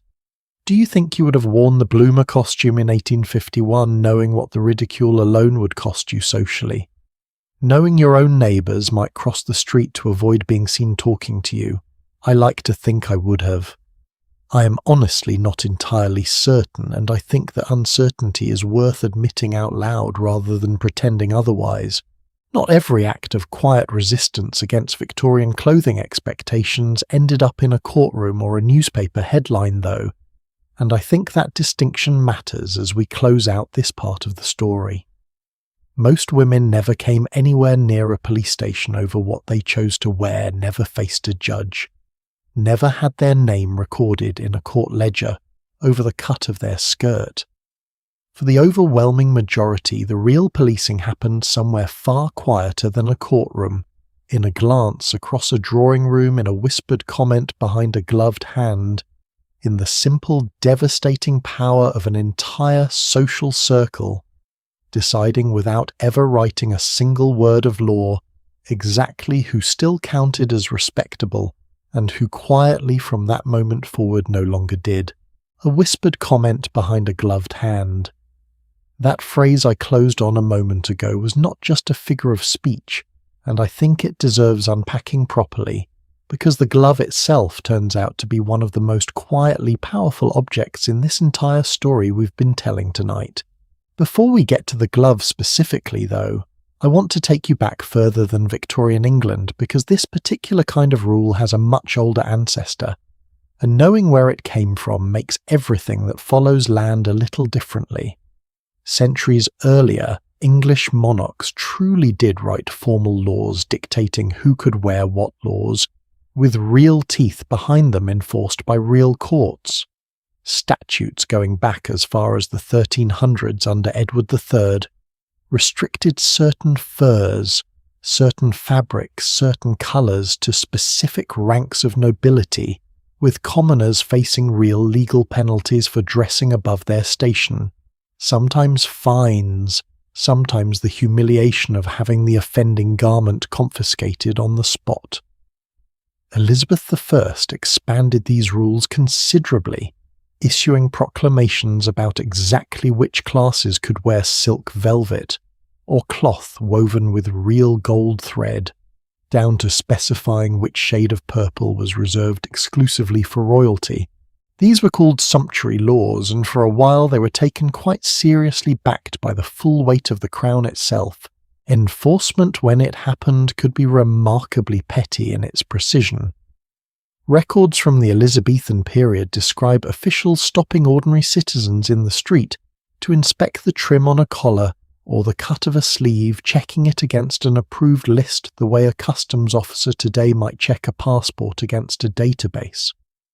A merchant's wife caught wearing a style of collar reserved for the nobility could face a real fine or worse, public humiliation, held up as an example to her neighbours. It sounds almost comic from where we sit tonight, the idea of a government official crouching down to measure the width of someone's collar on a public street. But the underlying logic behind it, that a stranger's outfit alone should tell you everything you needed to know about their worth, as a person, never truly left English culture even after the specific law requiring it did. Then, in 1604, shortly after James I took the throne, the entire system was formally abolished. Parliament essentially admitted what everyone had already suspected for years, that policing exactly what every citizen wore through official legislation had become impossible to enforce and increasingly embarrassing to defend in a country growing more commercially minded by the decade. So the laws disappeared from the statute books, entirely quietly repealed without much ceremony. What did not disappear, and this is the part I find truly fascinating the longer I sit with it, was the underlying instinct behind them. 2.5 centuries later in Victorian England, nobody could be arrested anymore for wearing silk above their station the way Marie Suisse had been arrested for her trousers, or Jenny Westbrook for her men's clothing. And yet the same basic idea that clothing should visibly announce exactly where you belonged in the social order was alive and thriving, just without the paperwork, without the courts, without a single officer of the crown required to enforce it anywhere at all. Which brings us to the glove. If you wanted a single object that captured how thoroughly Victorian society had internalized this old instinct, without a single law requiring it, you could do worse than a woman's plain kid leather glove. Etiquette manuals of the period treated glove wearing as close to mandatory as wearing shoes, something so fundamental to appearing in public that going without them felt to most respectable women roughly as exposed as forgetting your shoes entirely. One popular handbook from the 1860s instructed a lady never to leave her house without them already on warning that pulling gloves on in the street the way you might casually tug on a coat was considered nearly as improper as fixing your bonnet in public view, an act of undress performed in front of strangers who had done nothing to deserve the sight of it. Gloves came off only in very specific narrow circumstances, most notably at the dinner table, where a lady removed hers quietly after being seated, tucked them beneath a napkin in her lap for the duration of the meal, and slipped them discreetly back on before rising, all without drawing attention to the process itself, since even the act of removing a glove carried its own careful choreography. Here is a detail I find worth sitting with for a moment.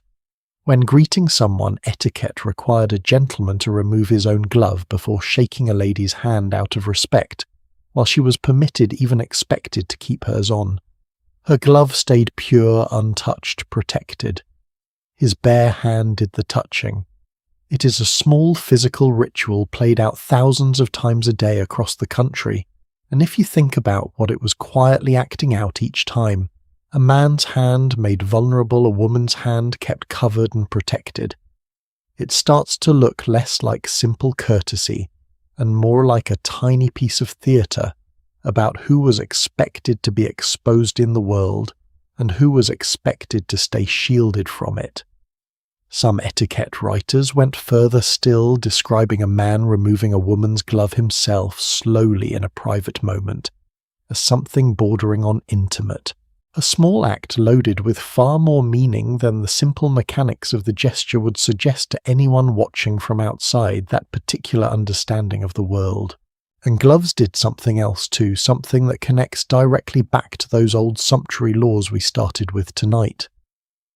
A rough work worn hand cracked from scrubbing floors or handling coal could be entirely hidden beneath a plain, inexpensive pair. A soft, uncalloused hand belonging to a woman who had never done a single day of manual labour in her life could be shown off in the finest silk or the softest kid leather money could buy.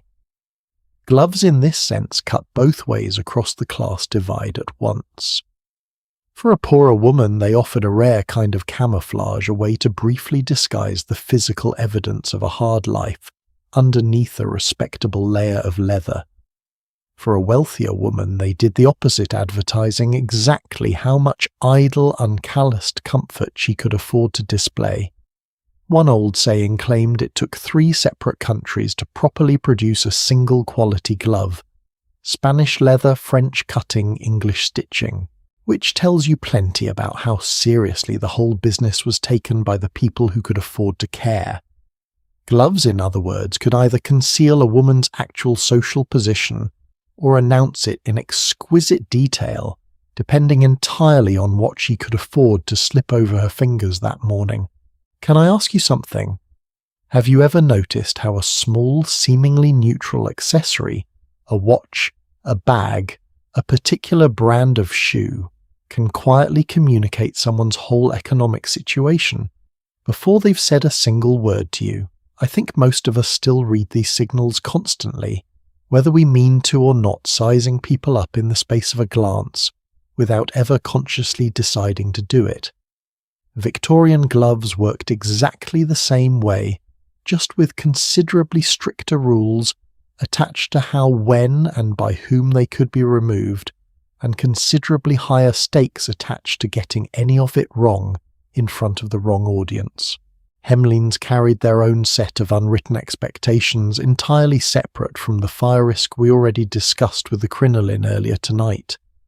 Showing a bare ankle in public for most of the Victorian period registered somewhere between mildly improper and truly scandalous, depending on the decade and the company you kept, with fashion plates of the era carefully drawn to show skirts sweeping the ground, even when the artist's own reference sketches suggested otherwise.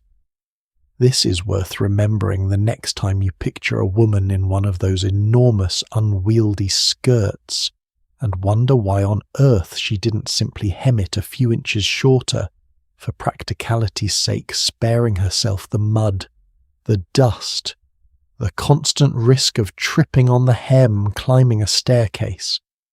Shortening it risked something arguably worse in the eyes of her community than tripping over it, exposing a few inches of leg that etiquette insisted belonged to nobody's eyes but her own and possibly her husband's, once she had one.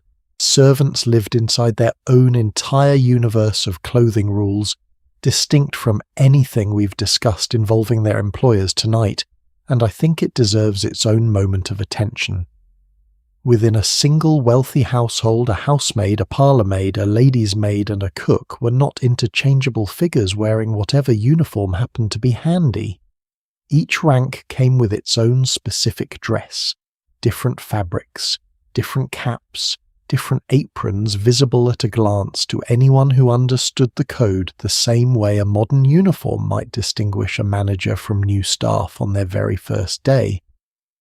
Footmen in the grandest houses wore livery in colours chosen specifically to match their employer's family crest, sometimes topped with powdered wigs in the older, more traditional households. Well into the Victorian period, a visible extension of their employer's own status, rather than any expression of the footman's individual identity whatsoever.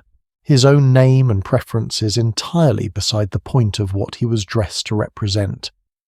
A servant's clothing announced at every moment of every day exactly whose household she belonged to, and exactly where she ranked within it, a level of visible hierarchy most of us would find truly uncomfortable if we had to wear it to work every single morning of our lives.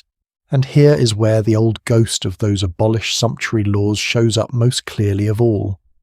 A working-class woman who managed through thrift or luck, or a wealthy relative's cast-off wardrobe to acquire a truly fine silk dress, risked something real by wearing it in public, even though no law on the books said she couldn't. No officer waiting to confiscate it or drag her before a magistrate. She risked being labelled as trying to pass herself off as something she wasn't of dressing, above her station in a society that had officially stopped legislating stations 2.5 centuries earlier, but had never truly stopped believing in them underneath all that legal silence. Neighbours talked, employers took note. A woman's own community could function as judge and jury in a trial that never needed a courtroom, a law book, or a single sworn witness, just the simple, devastating power of an entire street, deciding all at once over their morning gossip what she had no business wearing. I think this is truly the broadest rule we've encountered across the whole of tonight's story, broader even than the printed regulations for a court gown, broader than anything a doctor ever argued about a corset, because this one never needed to be written down anywhere at all to be enforced. It lived in the exact placement of a glove in an inch of visible ankle, in the particular cut of a maid's cap in a neighbour's quiet, knowing glance, across a shared fence. No government office administered it. No court could overturn it. There was nobody to appeal to, no petition to file, no permission slip to request the way ma Suisse once had to for her trousers. It simply existed everywhere, all the time, in the eyes of everyone a woman walked past on her way to church or to market, or simply to visit a friend a few streets over a law with no author, no text, and no expiration date anyone had ever thought to write in. What must it have cost, I wonder, to carry that kind of quiet vigilance every single day of your life, checking your gloves, your hem, your collar, your posture against a standard nobody could truly show you in writing, that shifted slightly from street to street and season to season, that you were simply expected to absorb correctly through years of watching other women, closely enough to learn the pattern by instinct. There was no rule book you could study once and trust completely. There was only constant quiet observation of others and of yourself, an exhausting kind of vigilance so ordinary to the women living it that most of them likely never once thought to name it as exhausting at all. Not every rule about a woman's body stayed confined to a drawing room, a dinner table, or a quiet street corner, though as thorough as this particular kind of policing clearly was. Some of these expectations followed her considerably further than that, all the way out past the edge of dry land entirely to a stretch of coastline, where an entirely different set of rules waited for her, enforced this time not by a neighbour's glance, but by a very particular wheeled contraption, designed specifically to keep her hidden from view the moment she wanted nothing more than to cool off in the water on a hot summer afternoon. That contraption I mentioned a moment ago has a name, and once you picture it properly you will understand exactly why I saved it for its own story tonight, rather than rushing past it.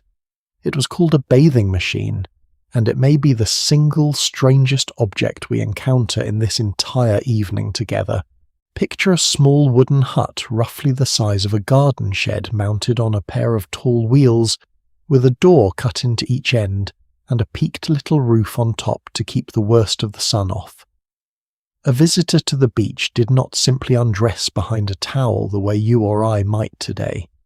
She climbed a short ladder into this wooden box, still fully dressed in her ordinary street clothes hat, gloves, layers of petticoats and all, and changed privately into her bathing costume, while a horse, or occasionally a strong hired hand, dragged the entire hut down the sand and directly into the sea. Only once the machine stood in the water, hidden from the beach itself, would she step out through the door, facing away from shore, lowering herself into the waves, already partly submerged so that not 1 inch of her in a bathing costume was ever visible to anyone standing on dry land. Some of the more elaborate machines even lowered a canvas awning down toward the water's surface on the sea-facing side, an extra curtain of privacy in case the tide happened to be running unusually low that particular morning. The whole elaborate performance existed for a single purpose, ensuring that a respectable woman could enjoy the health benefits everyone agreed the sea provided without a single stranger ever laying eyes on her in anything resembling undress. These machines were not some rare novelty confined to one fashionable resort. At the height of their popularity, roughly between 1850 and 1890, they lined beaches across Britain, and versions of them turned up in France, Germany, and even parts of the United States. Queen Victoria herself owned a private one kept specifically for her use at her seaside residence on the Isle of Wight, complete with her own personal attendant assigned to help her in and out of the water. If the monarch of the entire British Empire needed a wooden shed on wheels just to dip her toes in the ocean without causing a scandal, you can imagine how seriously everyone below her on the social ladder took the same expectation. It is worth asking why anyone bothered with sea bathing at all, given how much elaborate machinery it required just to make the activity socially acceptable. The answer lies in medicine, or at least what passed for medicine at the time. Physicians throughout the period truly believed cold salt water carried real restorative, even curative properties, prescribing regular sea bathing for everything from nervous complaints to poor circulation, treating a dip in the ocean the way a modern doctor might prescribe a course of physical therapy. That medical enthusiasm is precisely why women were expected to brave the whole complicated, heavy, potentially dangerous ritual in the first place, rather than simply staying home and skipping the sea entirely. The health benefits were considered too important to abandon. The modesty requirements were considered too important to relax. Nobody in a position to change either expectation seems to have spent much time asking whether the two could coexist without quite so much risk attached. That attendant I just mentioned had a specific title, and I think it deserves a moment of its own because I find the whole profession quietly remarkable once you picture it properly. Women who could not swim, which described the overwhelming majority of Victorian women since swimming lessons were rarely considered appropriate or necessary, for a lady were assisted into the water by a professional escort known rather charmingly as a dipper. Usually a sturdy, capable woman herself, often older, often a long-time local fixture at whichever resort she worked, recognizable up and down the beach by regular visitors who returned to her personally year after year. The dipper would take her charge firmly by the arm or the waist and physically guide her, sometimes even briefly submerge her beneath a wave for good measure before helping her back toward the machine. It was less a leisurely swim than a supervised fully clothed dunking performed under close professional supervision, on a tight schedule with modesty maintained at every single step of the process, more closely resembling a medical treatment than a day of leisure. Beaches themselves were commonly segregated, women confined to one stretch of sand, and men to another, sometimes divided by nothing more than an unspoken understanding, sometimes by an actual painted line in the sand. Nobody was meant to cross, occasionally enforced by a resort employee, whose entire job amounted to watching that particular boundary all day. Predictably, given human nature being what it is in any century, this arrangement did not stop every gentleman from taking an interest in the opposite shore. Cartoons and satirical prints from the period gleefully depicted men peering across the beach with pocket telescopes, spyglasses raised toward the water, where women bathed, technically obeying the letter of the segregation rule while making an absolute mockery of its spirit. One short film from right around the turn of the century was even built entirely around the joke a man caught red-handed spying on bathers through a telescope, suggesting the whole arrangement had become enough of a running gag in popular culture that audiences immediately understood the reference without any explanation needed, laughing along at a joke that had clearly been making the rounds at every seaside resort in the country for years. Now here is where this story stops being merely charming or a little absurd and starts connecting directly back to a theme we've circled several times tonight already.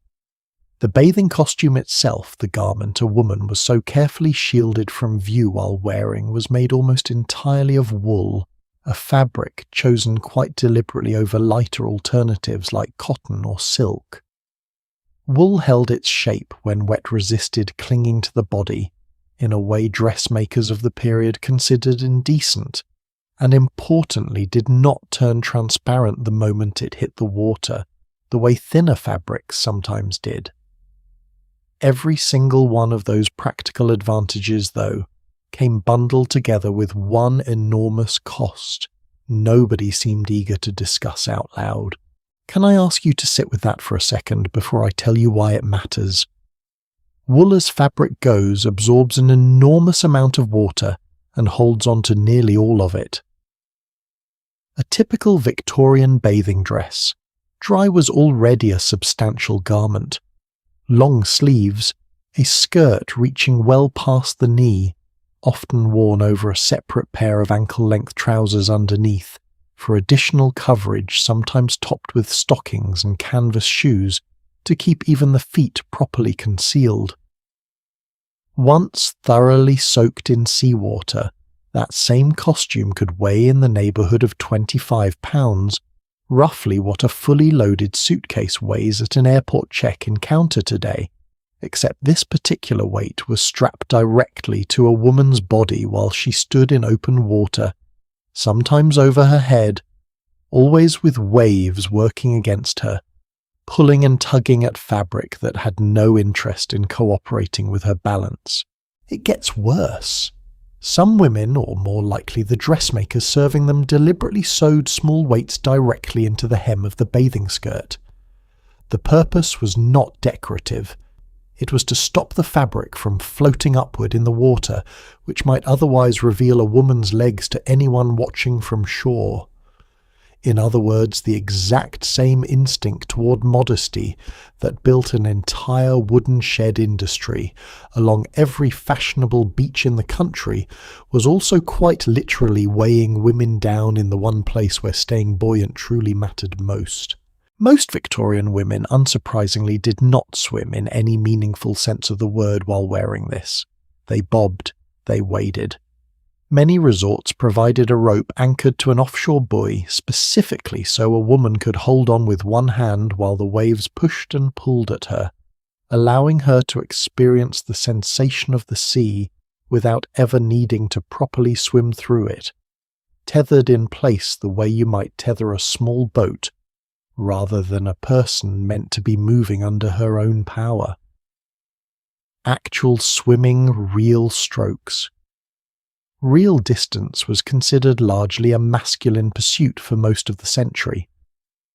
One more activity quietly reserved for a body not currently anchored in place by 25 pounds of wet wool, and a handful of sewn-in lead weights taught to boys almost as a matter of course, and treated as faintly improper or simply unnecessary for their sisters standing at the very same shoreline. By the early 1900s, a handful of women had simply had enough of the arrangement. An Australian swimmer named Annette Kellerman, who would go on to become one of the first women to attempt swimming across the English Channel, designed and wore a form-fitting one-piece swimsuit that truly allowed her to move freely through the water arms, legs and neck, visible in a way period modesty standards found alarming rather than practical. In 1907 she was arrested on a public beach in Boston for indecency over a swimsuit that by any reasonable modern measure covered considerably more of her body than most swimwear does today, closer to a modern athletic unitard than anything most of us would consider scandalous now. She reportedly said afterward that she simply wanted to swim, and that swimming properly was not possible, wearing more fabric than most households hung out on a clothesline, a line sharp enough that newspapers across the country picked it up and ran with it. 5 years later at the Stockholm Olympics, when women's swimming finally appeared as an event, for the first time a swimmer named Fanny Durack chose a close-fitting costume over the heavier traditional wool, later comparing the older style rather memorably to swimming with a sea anchor tied to her body, a description that stuck precisely because every woman who had ever worn one instantly understood exactly what she meant. I keep coming back to that image, honestly, a sea anchor, because I think it captures something the whole bathing machine system never quite admitted about itself out loud. This was never really only about propriety. It was about how far society was willing to let modesty push directly up against a woman's physical safety before anyone in a position of authority stopped to ask whether the trade-off still made sense. Fire, we already talked about tonight, could be blamed on an accident. Poison could be blamed on ignorance about chemistry nobody fully understood yet. This one is harder to excuse quite so easily. Somebody somewhere sat down with a needle and thread and deliberately sewed weight into a garment specifically so that a woman submerged in open water would sink a little more reliably rather than reveal an ankle. Have you ever stood at the edge of the ocean and felt that particular pull of the tide against your legs? That quiet reminder of just how much stronger the water is than you. Now imagine feeling that same pull, wearing 25 pounds of soaked wool with lead sewn into the hem tethered to a rope, because actual swimming was never really the point of the exercise to begin with. I don't think it takes much imagination to understand why so few Victorian women ever learned to swim properly. Their own clothing had been engineered quite deliberately to make sure they never really needed to. We have spent tonight moving from a palace corridor to a factory floor to a stretch of open coastline, watching the same basic instincts show up again and again in wildly different settings, sometimes as official written policy, sometimes as pure unspoken social pressure, sometimes as we just saw quite literally sewn into the seams of a woman's clothing. But not every version of this story played out in public in front of neighbours, or spyglasses, or an entire beach full of onlookers. Back on dry land, inside the privacy of an ordinary marriage, there was a rule far quieter than any of these one most women had barely heard whispered about, concerning a question that sounds almost too simple to need asking at all. Once she said her vows and put on the ring, did a woman's own clothing hanging in her own wardrobe still truly belong to her? Here is the honest answer to that question, and I think it might be the most unsettling one we encounter all night. For most of the Victorian period under English law, the plain truth is no. Not entirely. Not in the way you or I would assume ownership works, where the thing hanging in your own closet is simply self-evidently yours because you are the one wearing it. We have spent tonight talking about rules that told a woman what she could wear when she could wear it and how she would be judged for getting it wrong. This particular rule went further than any of those. It quietly questioned whether the dress belonged to her at all in the first place. The legal principle behind this had a name coverture, and it rested on an idea so strange to modern ears that it takes a moment to properly absorb. Once a woman married English common law considered her legal identity to be absorbed entirely into her husband's. The most famous description of this comes from a legal scholar named William Blackstone writing in the 1760s, who explained that husband and wife became in the eyes of the law a single person, and that the wife's own legal existence was essentially suspended for the duration of the marriage folded into her husband's. She became known in legal terms as a feme covert, a covered woman, her rights and obligations absorbed under what Blackstone rather poetically called her husband's wing and protection. An unmarried woman, by contrast, kept the legal status of a feme sole, a single woman, with full rights to own property and sign contracts in her own name. Marriage itself was the exact moment those rights disappeared, not gradually but instantly, the day the ceremony concluded. Records from a Sheffield parish give this abstract legal theory an actual name and date. A woman named Mary Hopkinson married a man named Charles Allott in 1856, walking out of her parish church that day, as every bride around the country did, straight into the exact legal condition we have just described. Family history researchers who later traced her case noted that the moment the ceremony ended, everything she owned, her clothes, her possessions, any inheritance she might later receive, became legally his. When the marriage eventually broke down and Charles left the country years later, Mary discovered just how little standing she had unable to secure a full legal separation, because English divorce law of the period demanded proof of a very specific, narrow definition of desertion that her circumstances never quite satisfied. Her story is not remarkable because it was unusual. It is remarkable precisely because it was so ordinary. One woman among thousands whose entire legal existence, property included, had quietly vanished into her husband's name on her wedding day. What did this truly mean for a woman's dresses hanging in her own wardrobe under coverture? Nearly everything a woman owned before her wedding day, along with anything she acquired afterward through gift inheritance, or her own labour, legally became her husband's property the moment she said her vows. Lawyers of the period used the word movables or chattels to describe this category, and it covered exactly what it sounds like. Money, furniture, jewellery, and yes, clothing. A dress she had owned since girlhood. A necklace given to her by her own mother before the wedding wages she might earn taking in sewing work after the ceremony. All of it, in the strict eyes of the law, belonged to her husband to do with as he pleased. One women's history organisation summarised the situation about as bluntly as it can be summarised, noting that a married woman owned nothing at all under this system. Not even they pointed out the clothes on her own back. It sounds like an exaggeration when you first read it. It was not.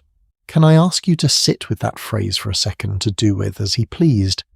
Because it was not simply a legal technicality nobody ever exercised. A husband could entirely within his legal rights sell his wife's jewellery to cover a gambling debt. He could pawn a dress she had worn on their wedding day if he found himself short on rent. He could give away a gift she'd received from her own family without asking her opinion on the matter, because in the eyes of English law, her opinion on her own belongings carried no independent legal weight whatsoever. Courts, when these disputes occasionally reached them, tended to side with the husband because the law itself had already decided the question before either party ever walked into a courtroom. There was one curious, narrow exception carved into this system, and I think it is worth pausing on because it is truly strange once you look closely at how it worked. Legal tradition recognized something called paraphernalia, a specific category covering a wife's personal clothing, and some jewellery suited to her rank in society, distinct enough from her husband's other property that it earned its own separate legal name. Here is the twist. A husband could still sell or dispose of this paraphernalia while he was alive exactly as he could with any other property that was legally his, no permission required, no explanation owed. But if he died without having done so, those particular items, her clothes, essentially reverted to her rather than passing to his other heirs, the way the rest of his estate normally would treat it, almost as a small, quiet exception, carved out of an otherwise total system of control. In other words, a woman's own wardrobe legally became fully hers again, only in the specific circumstance of outliving her husband, and only for whatever pieces he happened not to have sold, gambled away, or given to someone else first.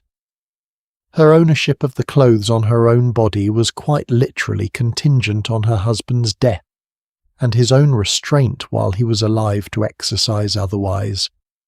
Widows, fittingly enough, were sometimes referred to in old legal documents by the word relict, meaning something left behind, which tells you plenty about how the law conceived of a wife's role within a marriage, even after it had technically ended. I keep turning that fact over in my head, honestly, because it connects so directly to something we touched on earlier tonight. Remember, the mourning dress a widow was expected to wear measured out in careful stages, black crepe and jet jewellery, marking the length of her grief for the entire neighbourhood to observe. There is a strange, almost bitter irony sitting right beside that image now. The same legal system that finally technically returned a woman's wardrobe to her own ownership did so at the exact moment society required her to disappear into black for a year or more, quietly performing sorrow in clothes that had only just become legally hers again. Think for a moment about what this meant for a woman trying to leave an unhappy or dangerous marriage, rather than simply waiting to outlive it. Under the full force of coverture, a wife who walked out the door with a single suitcase of her own clothes was, strictly speaking, walking out with her husband's property, whether he had given his blessing to the departure or not. Some husbands used exactly this leverage, threatening to report a fleeing wife's belongings as stolen goods, a real legal avenue technically available to them, designed originally to punish theft between strangers, repurposed here as one more tool to keep a woman from leaving at all. It is difficult to overstate how thoroughly this particular legal fact could trap a woman in place, when even the clothes on her back in the strictest possible reading of the law were never entirely hers to walk away in. Not every family accepted this arrangement without a fight, and I think it deserves mention that resistance existed here too, just as it did with the trousers and the rational dress movement we discussed earlier.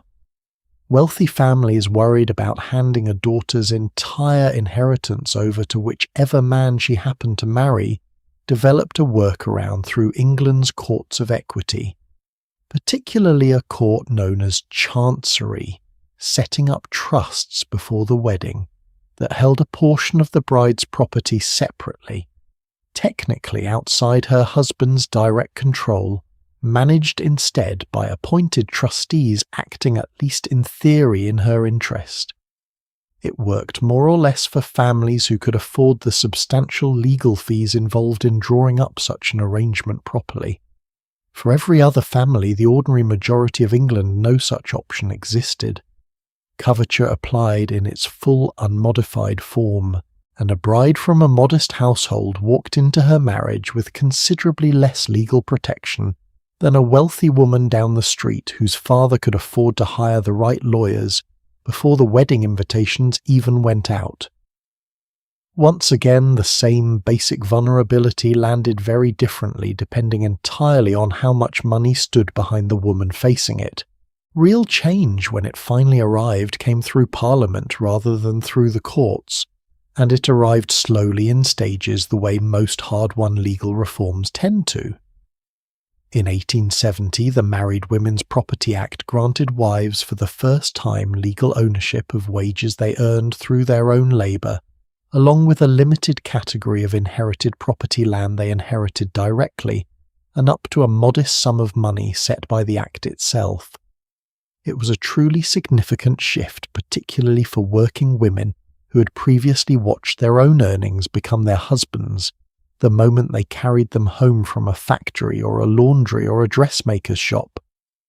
A woman doing piecework sewing at her own kitchen table could for the first time in English legal history keep what she earned from it, without her husband's involvement at all. But the 1870 Act was still partial, still limited, leaving plenty of coveture's original architecture standing untouched, particularly around property a woman had already owned before her wedding day, which remained governed by the older, harsher rules. The real turning point came 12 years later in 1882, when a second considerably broader Married Women's Property Act extended full ownership rights to essentially all property a married woman held regardless of when or how she had acquired it, whether before the wedding or 20 years into the marriage. This later act also protected a wife's property specifically from her husband's creditors, closing a loophole that had previously let his unpaid debts reach directly into whatever she owned. For the first time in English legal history, a married woman's dress quite simply belonged to her fully unambiguously without waiting for anyone else's death to make it official. Can I ask you something? How many other rules do we live under today quietly without ever really questioning them, simply because they have always been the arrangement the same way? A Victorian bride in 1850 likely never questioned that her wedding jewellery technically belonged to her new husband the moment the ceremony ended. I don't ask that to suggest every old assumption deserves suspicion. I ask it because this particular one sat largely unexamined at the very centre of English family life for centuries, hiding in plain sight, inside something as ordinary and unremarkable as a married woman's own closet, discussed openly by lawyers and judges for generations, while barely registering as a topic of everyday conversation among the women truly living under it. We have now moved through nearly every layer of control we're going to examine together tonight. Official regulations written by a government office, unwritten rules enforced by neighbours, and glances, physical dangers sewn directly into fabric. And now, a legal structure that questioned whether a woman's own dress had ever really belonged to her at all. Laws, though unlike a neighbour's disapproving glance, or a whispered rumour down the street, can eventually be challenged, directly argued in a courtroom rewritten on paper by people determined enough to keep pushing until the wording itself finally changed. And in the final years of the century, a new generation of women, having watched the legal ground shift beneath property and marriage, turned their attention to testing exactly how much of the old order surrounding their clothing itself could still be moved this time, not through petitions to Parliament, but through something as simple and as surprisingly radical as climbing onto a bicycle. A bicycle, of every strange, unlikely object we've encountered tonight, a palace gown, a poisoned pigment, a wooden hut on wheels, this might be the one you least expected to show up in a story about clothing laws. And yet more than any lawsuit, any petition, any single brave woman standing her ground in a hotel dining room, this ordinary machine did more to change what women were allowed to wear than nearly everything else we have discussed combined. And it managed the feat almost by accident, simply by being popular enough that ignoring the problem it created stopped being an option for anyone involved. To understand why, you need to picture what a bicycle truly looked like for most of the 1800s. The earliest popular version, nicknamed the Ordinary, had one enormous front wheel and one tiny back wheel, a design that demanded real athletic skill just to climb aboard safely, let alone ride perched several feet off the ground with nothing much to catch you if you tipped. It was in practice a young man's machine requiring balance nerve and a willingness to fall rather spectacularly, while learning the kind of activity a respectable woman in full Victorian dress could not have attempted even if society had somehow approved of the idea. Women were largely left out of the picture entirely, not by any written rule this time, but simply because the equipment itself made participation truly difficult. That began changing in the mid-1880s, with the tricycle considered gentler, slower, safer, and therefore acceptable for a lady, though still very much treated as the lesser supporting counterpart to a man's real bicycle, something a woman might ride alongside her husband rather than on her own terms. Everything shifted again by the early 1890s, with the arrival of what manufacturers called the safety bicycle. 2 wheels of matching size, a chain drive. Something close to the bicycle you might picture today, low enough to the ground that falling no longer meant a genuine risk of serious injury. Suddenly, cycling was not just possible for women. It was for the first time truly practical, and practical enough that ordinary households, not just the wealthiest ones, could afford to buy one. And practicality, it turns out, was the one argument Victorian society had never quite figured out how to dismiss. You could argue with a woman's politics. You could argue with her sense of propriety. It was considerably harder to argue with a torn hem, a bent wheel, or a bruised elbow after the third fall of the afternoon evidence sitting right there on the ground for anyone to see. Here is where our story tonight takes a turn worth sitting with. A woman in a full-length skirt weighed down by petticoats simply could not operate a bicycle safely. The fabric caught in the chain. It tangled in the spokes. It dragged beneath the pedals at exactly the wrong moment, risking a serious fall at speed on a hard road. This was not a matter of taste or modesty anymore. It was a matter of basic mechanical function, the same kind of blunt, undeniable physical fact that had once justified the crinoline's early popularity, and we now know quietly justified its deadly danger too. Suddenly, thousands of ordinary women across 2 continents needed a divided skirt or bloomers or something resembling trousers, not to make a political statement, not to test a law, but simply to avoid falling off their own bicycle in the middle of an afternoon ride. Can I point something out here that I think matters enormously? The very same garment that got Marie Suisse arrested 3 times in a California mining town, that got Jenny Westbrook hauled before a judge in New York, that got Lady Harberton turned away from a hotel dining room, suddenly became almost fashionable once it was framed as sporting equipment, rather than a political statement. The fabric had not changed. The silhouette had barely changed. What changed was the story society told itself about why a woman was wearing it. Trousers worn to prove a point about equality were dangerous and threatening evidence of a woman overstepping her proper place. The exact same trousers worn to avoid a nasty spill on a bicycle were suddenly sensible, even admirable evidence of good common sense, rather than dangerous ambition. Cycling clubs sprang up specifically catering to women, some welcoming them alongside men, others organised entirely by and for women who wanted the company of riders who understood exactly what they were up against on a hard road in a heavy skirt. I find that distinction worth sitting with for a long moment, because it tells you the objection was never really about the fabric at all, and never really about safety either, not fully.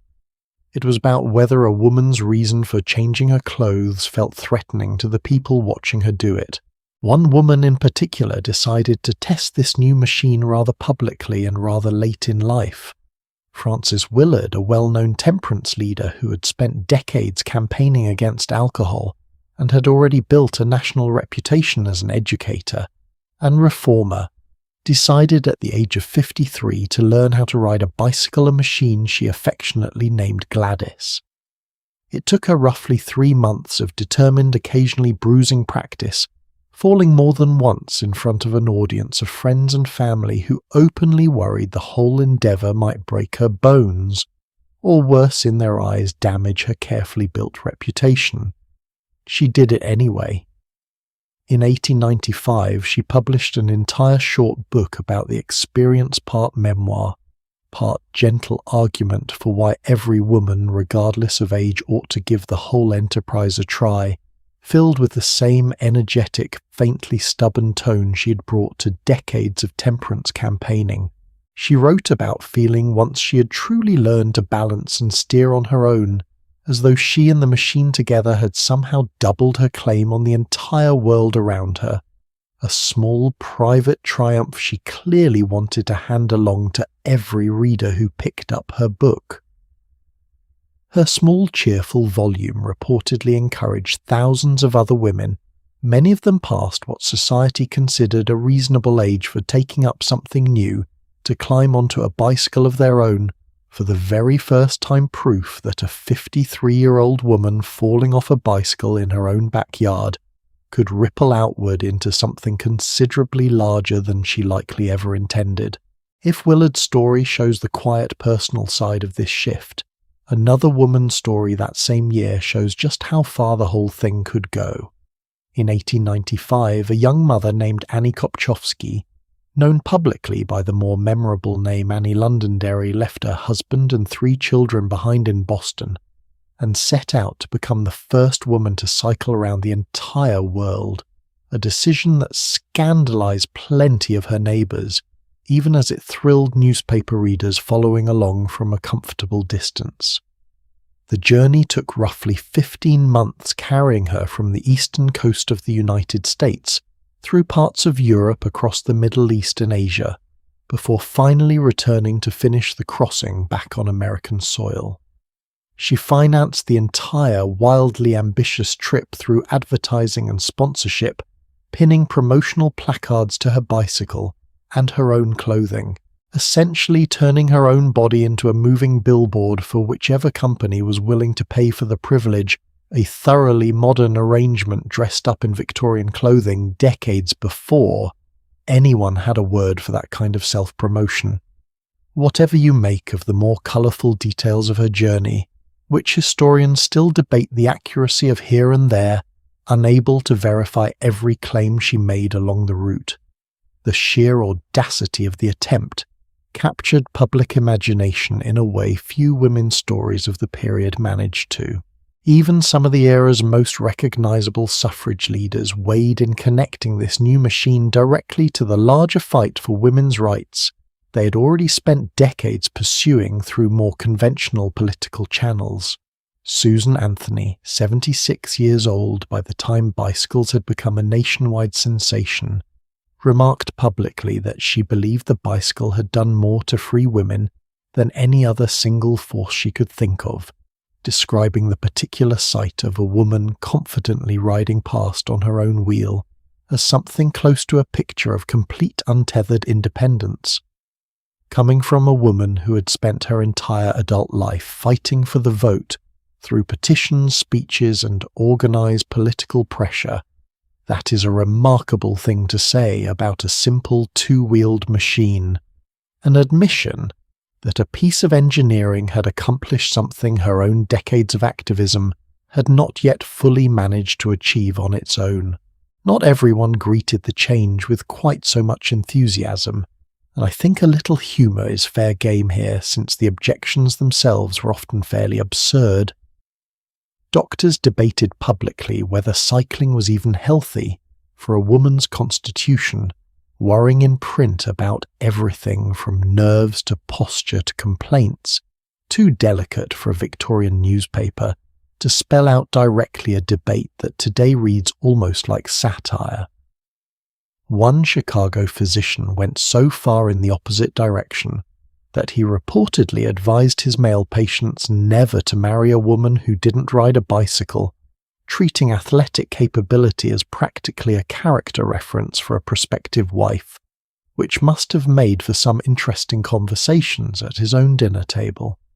Newspapers of the period began describing an entirely new social type emerging around this same moment, independent, self-reliant, visible in public, in a way earlier generations of respectable women rarely were almost always pictured, tellingly astride a bicycle rather than standing beside one as though the machine itself had become shorthand for an entire personality. Can I ask you something? Think back to everything we've covered tonight. The printed regulations for a court gown, the corset debates that stretched across an entire century, the legal question of whether a married woman's own dress belonged to her at all. Every single one of those changed slowly, painfully through decades of arguing lawsuits and petitions inch by inch, often reversing course before finally moving forward again. The bicycle managed to shift practical dress norms for millions of ordinary women within roughly a single decade, a pace of change nothing else in our story tonight has come close to matching. Why do you think that is? My own honest guess is that arguing for a woman's right to choose her clothing on principle alone asked Victorian society to abandon an idea about propriety it had held onto for generations, a value it had convinced itself was practically sacred. A bicycle simply made the old clothing physically unworkable, full stop. No room for debate about propriety once you were lying on the ground with your skirt wrapped around a chain. And society, it turns out, will often bend far faster in the face of a truly practical problem than it ever will in the face of a purely moral or political argument, however well-reasoned that argument happens to be. Manufacturers ever practical about where the money was heading moved considerably faster than moralists did. Tailors and department stores that had spent decades selling variations on the same restrictive silhouette began advertising cycling costumes, openly divided skirts and bloomer-style trousers displayed in shop windows as ordinary purchasable sportswear rather than scandalous novelties smuggled home in plain paper. One bicycling trade publication predicted openly in 1896 that women's clothing was on the verge of finally shedding what it rather bluntly called its ridiculous restrictions, and for once an optimistic prediction of that kind truly held up. Trade followed demand, and demand, it turned out, cared considerably less about propriety than it cared about not falling off a moving bicycle in front of the whole street. We have spent tonight watching official regulation, unwritten social pressure, physical danger and legal ownership all shape what a Victorian woman could put on her own body each morning. Tonight, for the first time in our whole story, we are finally watching one of those forces truly start to lose its grip, not because anyone passed a new law specifically to loosen it, but because thousands of ordinary women simply kept riding anyway in clothing that made the ride possible until the old objection quietly stopped making sense to enough people that it eventually stopped mattering at all. It is a quieter kind of victory than a courtroom verdict easy to overlook in the history books that tend to favour speeches and lawsuits over bicycle wheels, but I think it may be the most honest one in tonight's entire story, won not by a single dramatic argument, but by sheer, patient, repeated practicality. But even with all of this progress, none of it had yet touched the biggest, oldest rules we open this whole story with tonight, the ones written on official palace paper, the ones laced tight beneath every fashionable dress from childhood onward. Those particular rules would only fall finally under the weight of something far larger than any bicycle, any lawsuit, or any single reformer working alone. That larger force arrived in the summer of 1914, and it did not care in the slightest about fashion plates, etiquette manuals, or which side of a Victorian drawing room a particular rule belonged to. It simply needed workers urgently in numbers no factory owner had ever imagined requiring before, and it needed them the moment the men who normally filled those positions marched off toward a war that would eventually take a staggering number of them permanently, leaving behind empty desks, empty factory floors and households that suddenly needed someone else entirely to keep them running. World War I pulled women into roles nobody had seriously argued they belonged in only a few years earlier. They built munitions in factories, earning the nickname munitionettes, handling dangerous chemicals and heavy machinery for hours at a stretch, their skins sometimes stained yellow from the chemicals they worked with, earning them another less flattering nickname in the newspapers of the day, canaries. They drove ambulances and delivery vehicles through streets and roads that had never expected to see a woman behind the wheel of anything larger than a pony cart. They worked the land as farm labourers through an organisation known as the Women's Land Army, keeping the country fed while so many men were away learning to plough fields and handle livestock in a matter of weeks, rather than the lifetime of training such work had once seemed to require. They served as nurses close enough to the front lines to hear the guns themselves, treating injuries no Victorian medical textbook had ever prepared them for. In Britain alone, historians estimate that roughly 2 million women entered paid work for the first time during these years, filling positions that had, right up until 1914, been considered entirely unsuitable for a respectable woman to hold. None of this work was remotely possible in a corset laced tight enough to restrict a full breath or a skirt long enough to catch in factory machinery, the way we discussed earlier tonight, or gloves too delicate to survive an actual day's labour. The war did not politely request that women dress more practically. It simply made the old requirements physically impossible to maintain while doing the jobs the entire country suddenly needed done. Here is where our story tonight comes full circle in a way I find rather remarkable. Remember the corset debates we spent so long on the doctors, arguing for decades about tuberculosis and rib damage. The etiquette writers insisting a tightly laced waist proved a woman's moral character, an entire century of medical journals and magazine columns dedicated to the question. None of that argument is what finally broke the corset's grip on Western fashion. Steel did. In 1917, once the United States had entered the war, the chairman of the government's War Industries Board, a man named Bernard Baruch, made a rather unusual public request. He asked American women to simply stop buying corsets. The reasoning was entirely practical rather than medical or moral, a fact I find quietly satisfying after everything we discussed earlier tonight, about doctors arguing themselves hoarse over the very same garment. Most corsets by this point were built around metal boning rather than the older whalebone, and that metal was needed considerably more urgently for shells for wire, for the countless other pieces of hardware. A war of that scale consumed by the ton day after day on a front line that swallowed resources almost as quickly as it swallowed lives. Women, largely eager to demonstrate their own contribution to the war effort, complied in truly striking numbers, treating the request less as a fashion inconvenience and more as a genuine patriotic duty, something concrete they could do from their own bedrooms to support men they may never personally meet on a battlefield an ocean away. Historical estimates suggest the change freed up something in the neighbourhood of 28,000 tons of steel, enough by some calculations to build 2 entire battleships. Sit with that image for a moment, an entire pair of warships built quite literally out of abandoned corsets. An argument that had occupied doctors' magazines and outraged letters to the editor for the better part of a century was settled in practice within a matter of months, not because anyone finally won the debate, but because a government official needed the metal for something else entirely. I think that detail tells you something honest about how real change truly tends to arrive, a theme we touched on with the bicycle a little earlier tonight too.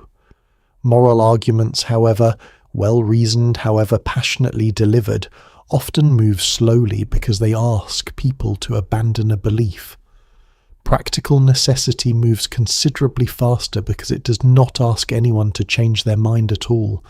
It simply removes the option of staying the same. The war reshaped mourning customs too, though in this case through the sheer overwhelming scale of loss, rather than through any single dramatic announcement. Britain alone lost roughly 700,000 men in uniform over the course of the conflict, meaning an enormous portion of the population found itself in mourning simultaneously, sometimes several losses arriving in the same household within a single terrible year, a son and a husband and a brother, all within the span of a few grim telegrams. The elaborate stage system we discussed earlier tonight, deep mourning giving way slowly to half mourning over a carefully measured calendar, the black crepe and the specific shades of grey and mauve simply could not survive contact with grief on this scale. There was no longer enough dye, enough fabric, enough emotional or financial capacity in most households to observe those older rules with the same rigid precision an earlier generation had managed. Some officials even began actively discouraging elaborate public mourning altogether, worried that streets full of women in deep black might damage morale on the home front, at exactly the moment the country needed to appear resilient rather than devastated. Grief remained real, arguably more present than ever, but the elaborate performance surrounding it, the fabric calendar we spent so much time on earlier tonight, quietly loosened its grip alongside nearly everything else. Not every rule from tonight's story ended quite so abruptly though, and I think the slowest one deserves a proper close before we finish. Remember Eleanor, the young woman we opened this whole evening with, standing nervously in a palace corridor waiting to curtsy before her queen, in a gown measured to the exact inch by government regulation. That particular tradition remarkably outlived nearly every other rule in tonight's story by decades. Formal court presentations for debutantes continued largely unchanged in spirit, if not always in exact detail, all the way through 2 world wars and into the middle of the 20th century. Surviving the corset, surviving the crinoline, surviving the arsenic dye, surviving even the legal reforms that had finally handed women ownership of their own wardrobes. The very last one took place in the summer of 1958, when a young Canadian woman named Sandra Seagram curtsied inside Buckingham Palace before the Queen Mother, the final debutante ever formally presented under a tradition that had shaped young women's lives, wardrobes and marriage prospects for generations before her.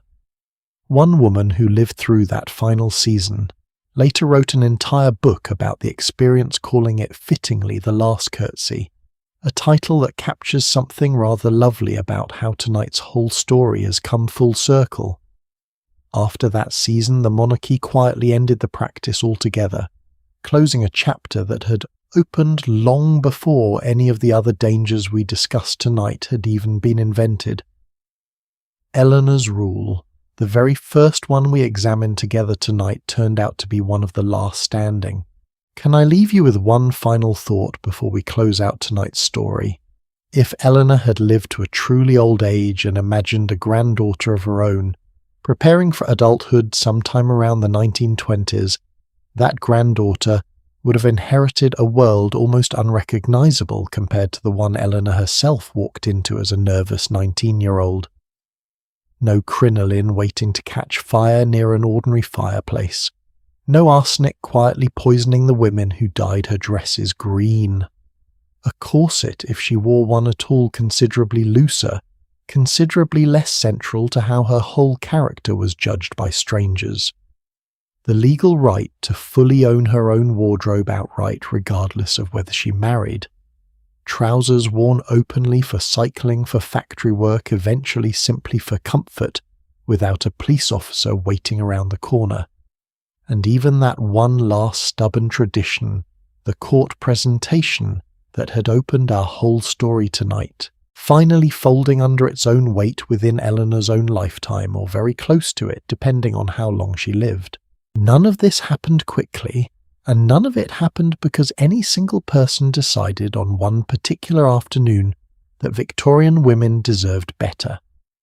It happened in fits and starts across roughly a century through lawsuits that occasionally succeeded and occasionally failed through doctors who were sometimes right, and often spectacularly wrong through ordinary women who kept quietly doing the practical thing, regardless of what etiquette manuals insisted, until enough of them had done it long enough that the old rule simply stopped making sense to enforce. Some changes came from women fighting directly in courtrooms and newspapers for the right to choose their own clothes. Others came from something as unglamorous as a metal shortage or a world war forcing everyone's hand regardless of what anyone truly believed about propriety. Looking back across all 12 of these stories together now, I am struck by how rarely progress arrived as one single satisfying victory. It arrived instead as a long accumulation of smaller ones, most of them unfinished, most of them contested, most of them owed to women whose names slipped quietly out of the historical record entirely. What stays with me most now that we've made our way through every part of this story together is how many different forms control can take when it's aimed at a single group of people over a long enough stretch of time. Sometimes it looked like an actual government office measuring a train to the exact inch. Sometimes it looked like a doctor's warning that may or may not have been medically sound. Sometimes it looked like nothing more than a neighbour's disapproving glance across a shared fence. No law required at all. Sometimes it looked like a courtroom, a judge, a set of handcuffs waiting for a woman who simply wanted to wear trousers to work. And sometimes the most dangerous version of all, it looked like simple fashion, a beautiful green dress, a fashionable cage of steel, hoops offered without a single warning label, attached, dressed up as choice, when it barely functioned as one at all. Threaded through every single one of those forms, though, was the same basic question, asked over and over again in a dozen different disguises across this entire evening. Who gets to decide what a woman's body is for and what she's allowed to cover it with, while she goes about living her life inside it? I don't think that question ever fully closes honestly in any century, including our own. But I do think there is something worth holding on to in the fact that it moved at all, that Eleanor's granddaughter inherited a world truly different from the one Eleanor herself walked into as a nervous 19-year-old, even if that world was still far from finished changing. Every uncomfortable glove, every dangerous crinoline, every arrest for a pair of trousers, every quiet legal fiction about who owned a woman's own dress was eventually met by someone somewhere who decided the old rule simply was not worth the cost anymore. Sometimes that someone was a famous reformer whose name made it into the history books. More often it was an ordinary woman none of us will ever know by name quietly doing the practical thing anyway. One small refusal at a time until enough refusals added up to something that finally looked from a distance like change. Thank you for spending this evening with me and with Eleanor and with Margaret and Matilda and Marie and every other woman whose small real story helped carry us through tonight's journey together. Their names mostly never made it into the history books that get assigned in school, and yet each one of them in her own way tells you something true about an entire century. Most of us only ever picture in soft romantic paintings, all lace and candlelight, rarely the fire, the poison, or the courtroom hiding just underneath. I hope wherever you're listening from whatever corner of the world you have carried this story into tonight, you are warm, you are comfortable, and sleep is already finding its way toward you a little more easily than it was an hour ago. If any part of tonight's story stayed with you, the debutante, the crinoline, the bicycle, or the quiet legal question of who owned a woman's own dress, I would love to hear which one it was and why. There is another story waiting for you soon, another world entirely, another set of rules quietly shaping lives most of us never learned about in school, and I would be glad to have your company again when it is time to tell it. Until then, rest well, and thank you truly for letting me be the voice you fell asleep to tonight.